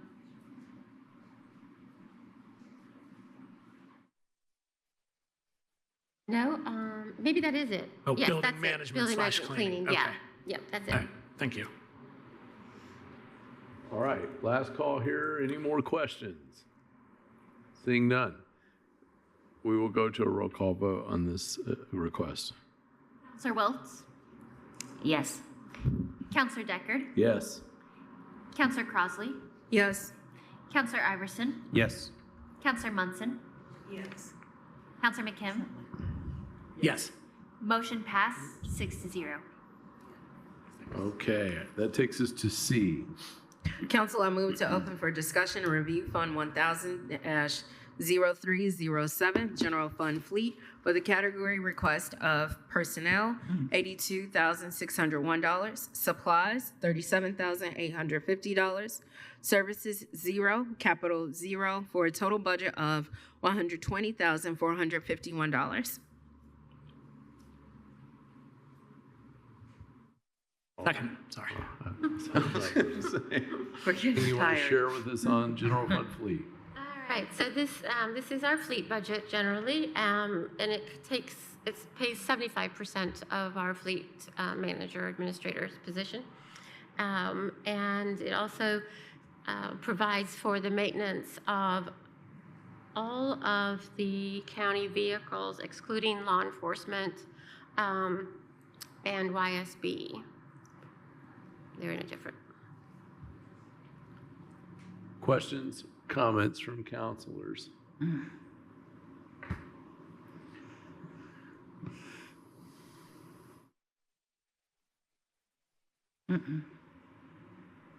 I'd have one myself. If we had a vehicle in our fleet that was, let me rephrase this. If we had vehicles in our fleet where excessive damage were piling up, potentially from a user or a use or something like that, do we track that, right? Yes. So like if it was known Trent Deckard's got a lead foot and you can tell because you can follow him everywhere he goes with this, we know that, right?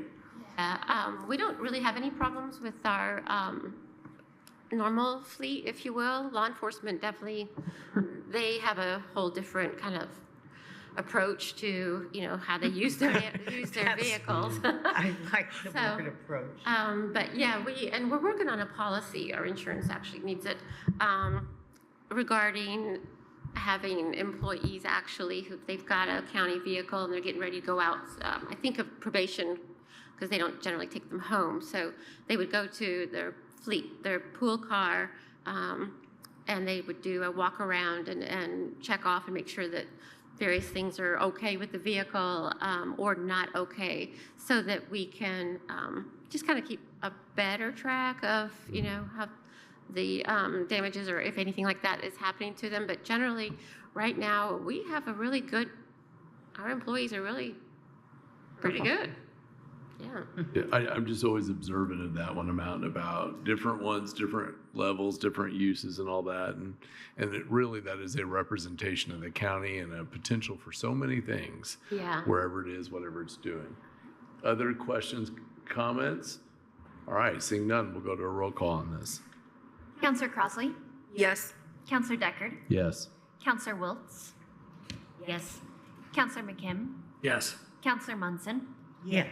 Counselor Iverson? Yes. Motion passed unanimous, 6-0. All right, we'll go to D.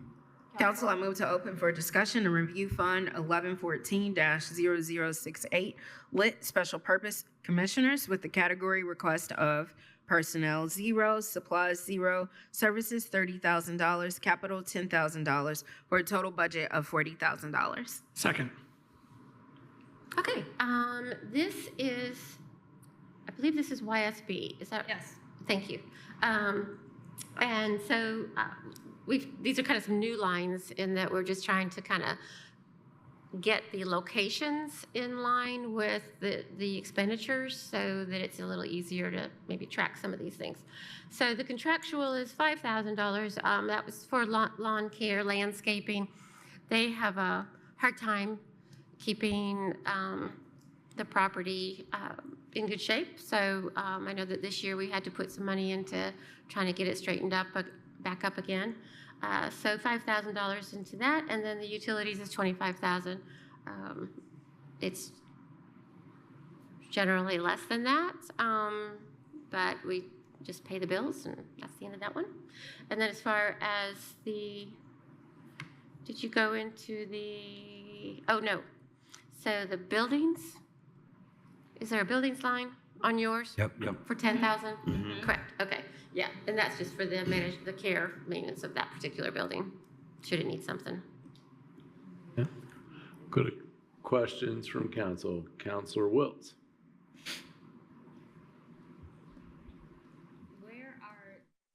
Hello?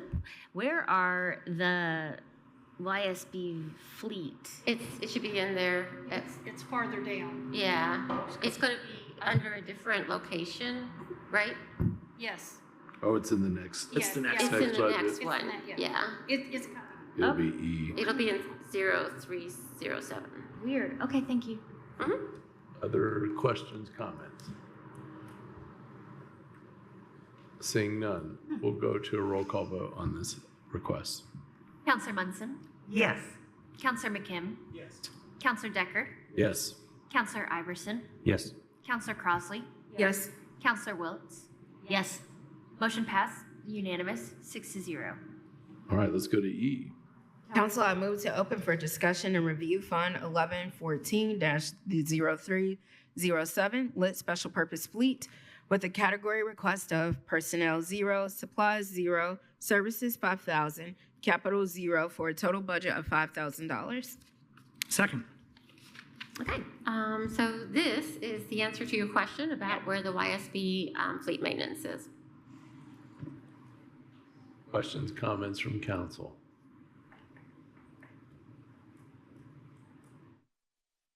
Seeing none, we'll go to a roll call vote. Counselor Hawk. Oh, Counselor Iverson, Yes. Counselor Munson, Yes. Counselor Wiltz. Yes. Counselor McKim, Yes. Counselor Decker, Yes. Counselor Crossley. Yes. Motion passed unanimous, 6-0.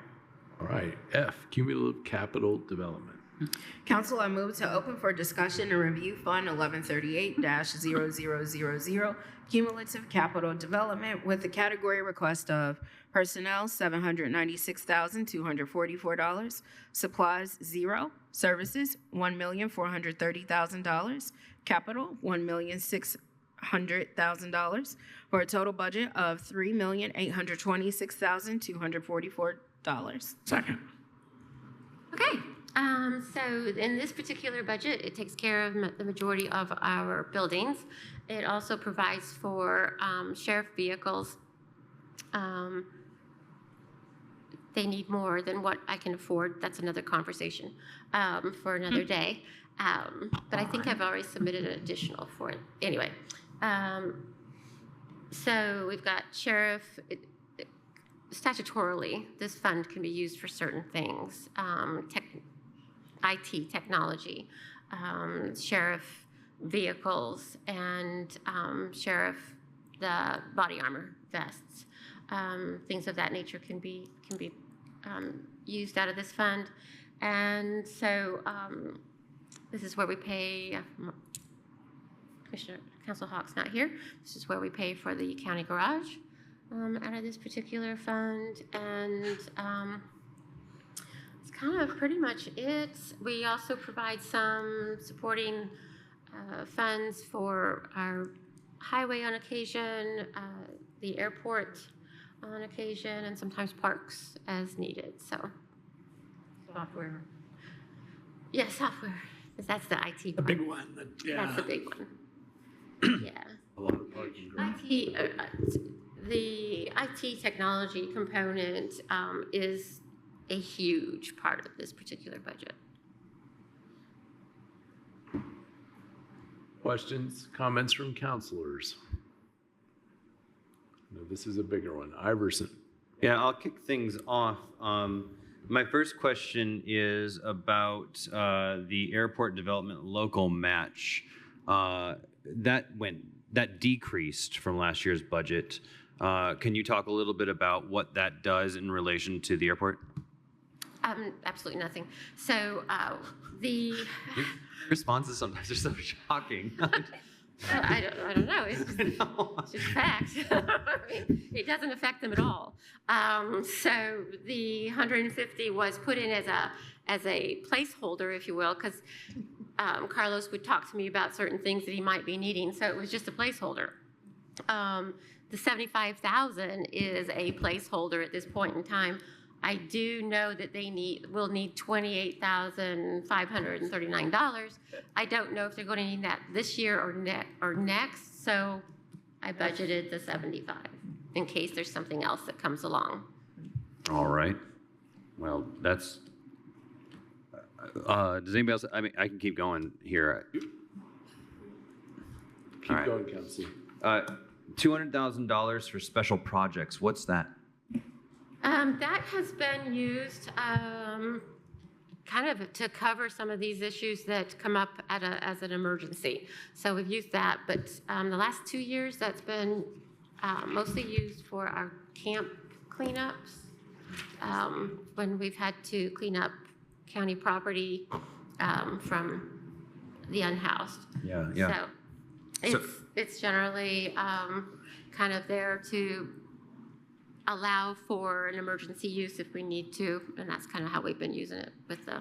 So when there are encampments of people experiencing homelessness in the county, we use this. Is this what we use to then bush hog after there's been a clearance, or is this what we use to send in health net? I'm trying to understand how that works. This is to I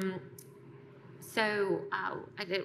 Bio One, I believe, is the name of the person that has the entity that comes in to clean the area from the needles and the human waste. There's a public health concern that they're trained to clean and to address. So it takes care of that. It will take care of dumpsters. It will take care of. I forgot about. At home, so there's actually been 4 camps, but at home we had to pay for kind of we had a contractor come in and clear out the ground and then reseed it. It had to be seeded and all of that. So that's where that came from. Okay, all right. So then when when we understand that there's an encampment, then we send in Health Net first to say, hey, this is going to be cleared. No, we just reach out to Health Net and let them know that we have an encampment and we are requesting their assistance with the people who are on the property.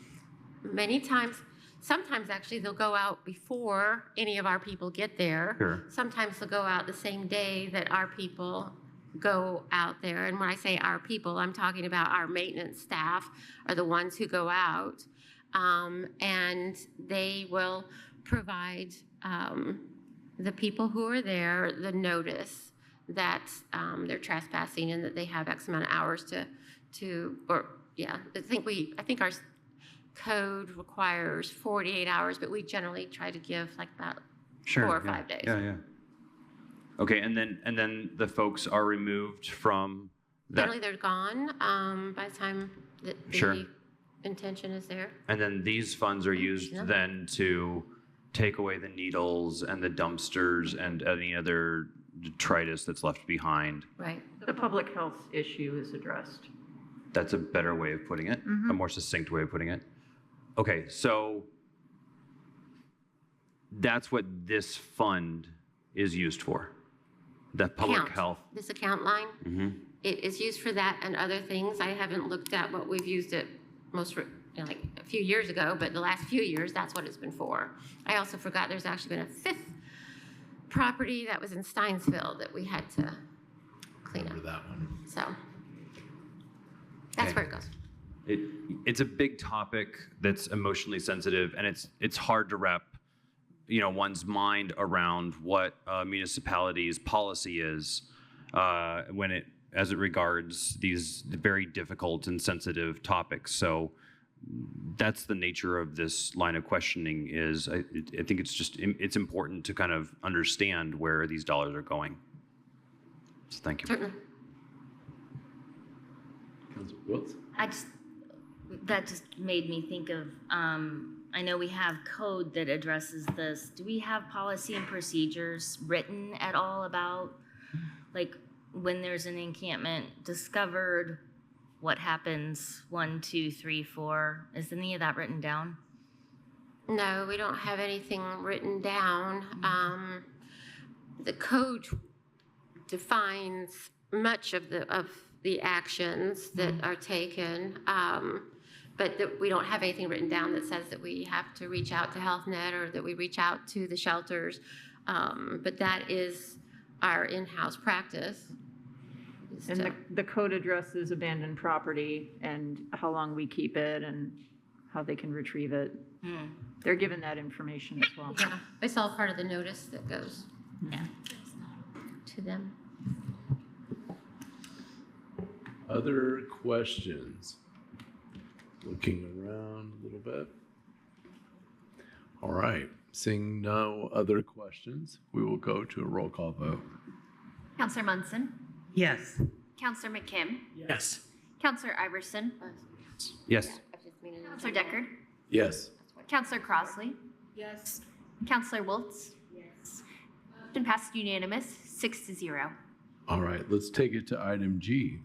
Council, I move to open for discussion and review Fund 1170-0307, Public Safety Lit Fleet, with a category request of personnel, $27,534, supplies, 0, services, $204,000, capital, 0, for a total budget of $231,534. Second. Okay, this particular fund is used for our expenses that are incurred as a result of the Sheriff's Department. So, answer any questions that you may have. I have Pretty self. ballpark estimate. When we get a new squad car, about how much is that? $70,000 roughly. That's the $70,000 with the upfits and the insignias and stuff. Yeah. Okay. Yeah. It's about 70. All right, Councilor Wiltz? So the jail has a vehicle, 2 vehicles assigned to it or something? Yeah, they have transport vans. Got it. Is that what's used when they have long distance transports? Treatment transport. That stuff? Is that, okay. Other facilities, DOC, transfers. Okay. Treatment I know of. The other I don't know. Other questions, comments? Seeing none, we will go to a roll call vote. Counselor Deckard, Yes. Counselor Iverson, Yes. Counselor Wiltz. Yes. McKim, Yes. Counselor Munson, Yes. Counselor Crossley. Yes. Motion passed unanimous, 6-0. All right, we'll go to the next item. Council, I move to open for discussion and review Fund 1215-0068, Election Fund Commissioners, with a category request of personnel, 0, supplies, $5,000, services, $77,400, capital, 0, for a total budget of $82,400. Second. So this is the and I need to, sorry. Election, Huh? it's election fund. Yeah, and I just realized that what I'm looking at is before we managed to separate it out. So what I believe you're looking at are is the rent that we pay for that facility as well as the utilities that are incurred at that facility. I believe we moved everything into TSD's budget. We double budgeted, so it's Okay. it's in Thank you. 0068, and it's also in 0161. 0161. So And 0161 is county building. County buildings. buildings. Seems like that's more appropriate. Sorry, I didn't mean to Oh, jump in, please. but it seems like county buildings is more appropriate for those expenses than the commissioners. Exactly. Right? I mean, it's just a matter of categorization. Yeah, and that whatever was that works was for that was the conversation that I kind of had with Michelle as we were submitting these. So I move that we set all lines in 1215-0068 to 0. Second. Okay.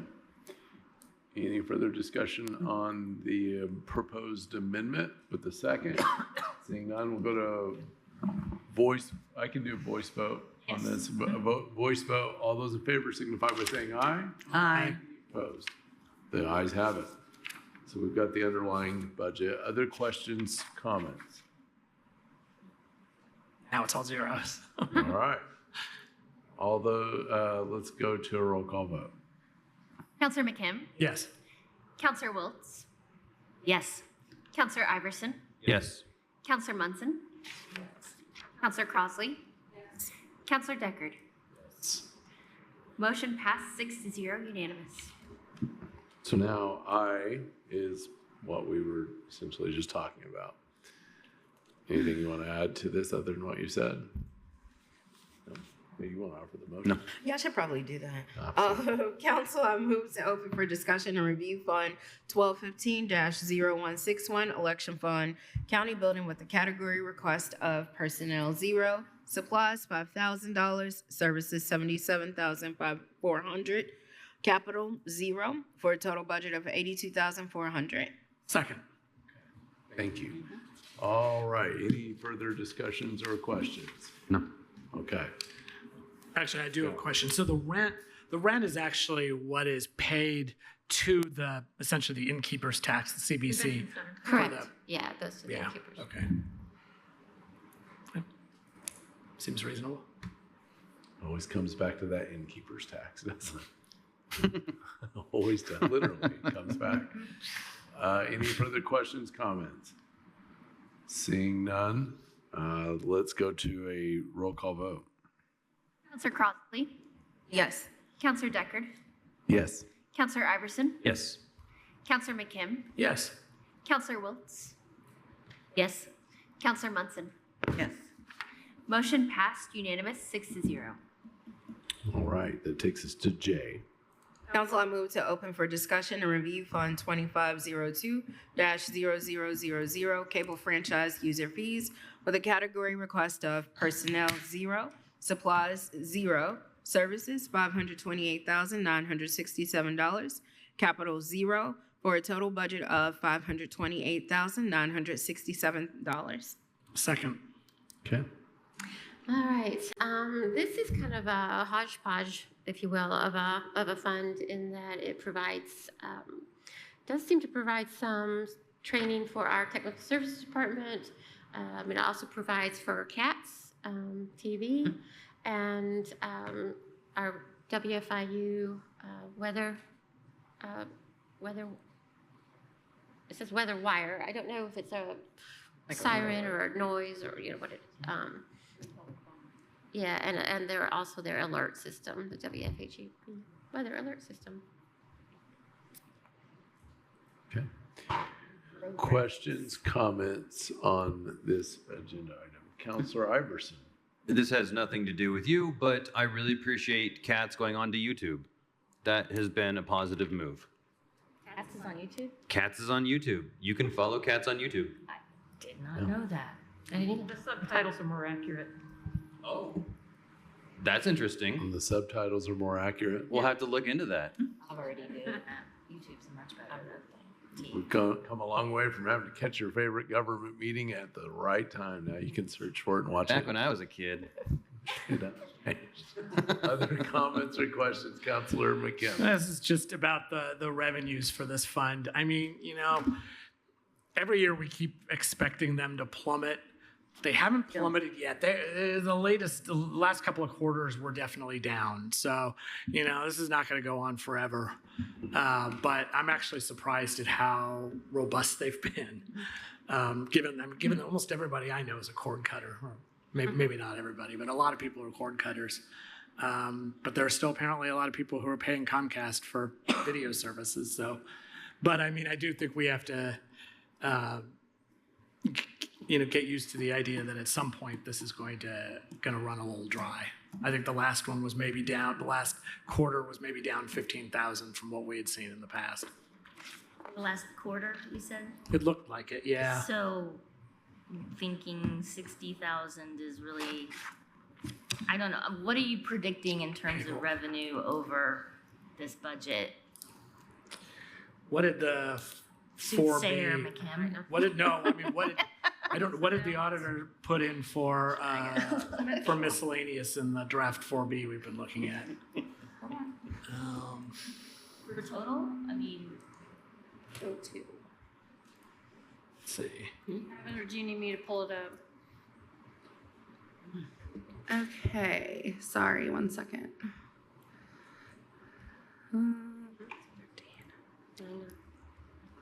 360,915. Yeah. Exactly. So like if the last quarter was for Comcast was like 85,000 or something like that. Yeah, I mean that's realistic. Well, as long as me and my parents are still keeping our Comcast. Tell them not to cut that cord. I'm quickly learning I'm the only counselor up here still paying the cord. Okay. Other questions or comments on this? One thing I do want to say is, and I think I've said this in years past, I think it's huge that we have a CATS contingent. I mean, our folks here that cover these meetings, make this accessible. This does not happen in other communities.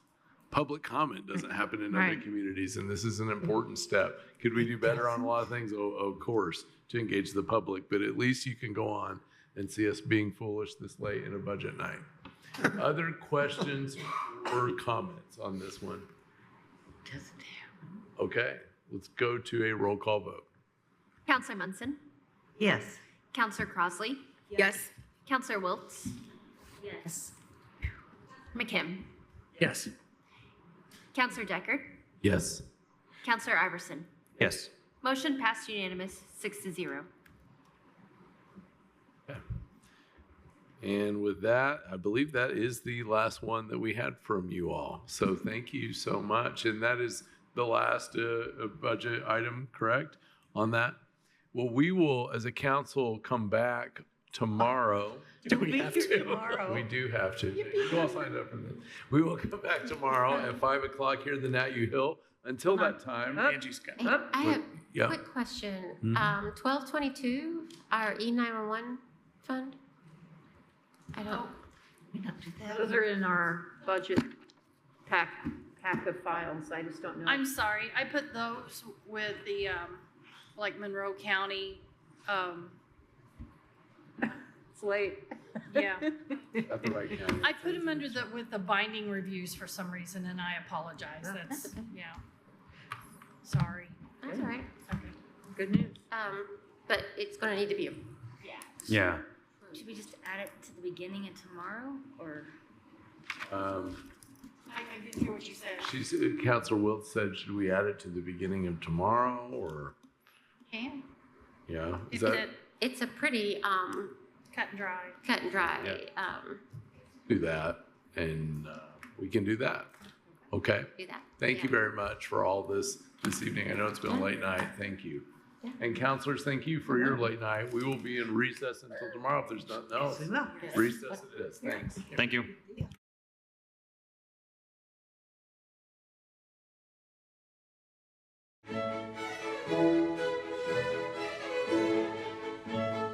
Aye.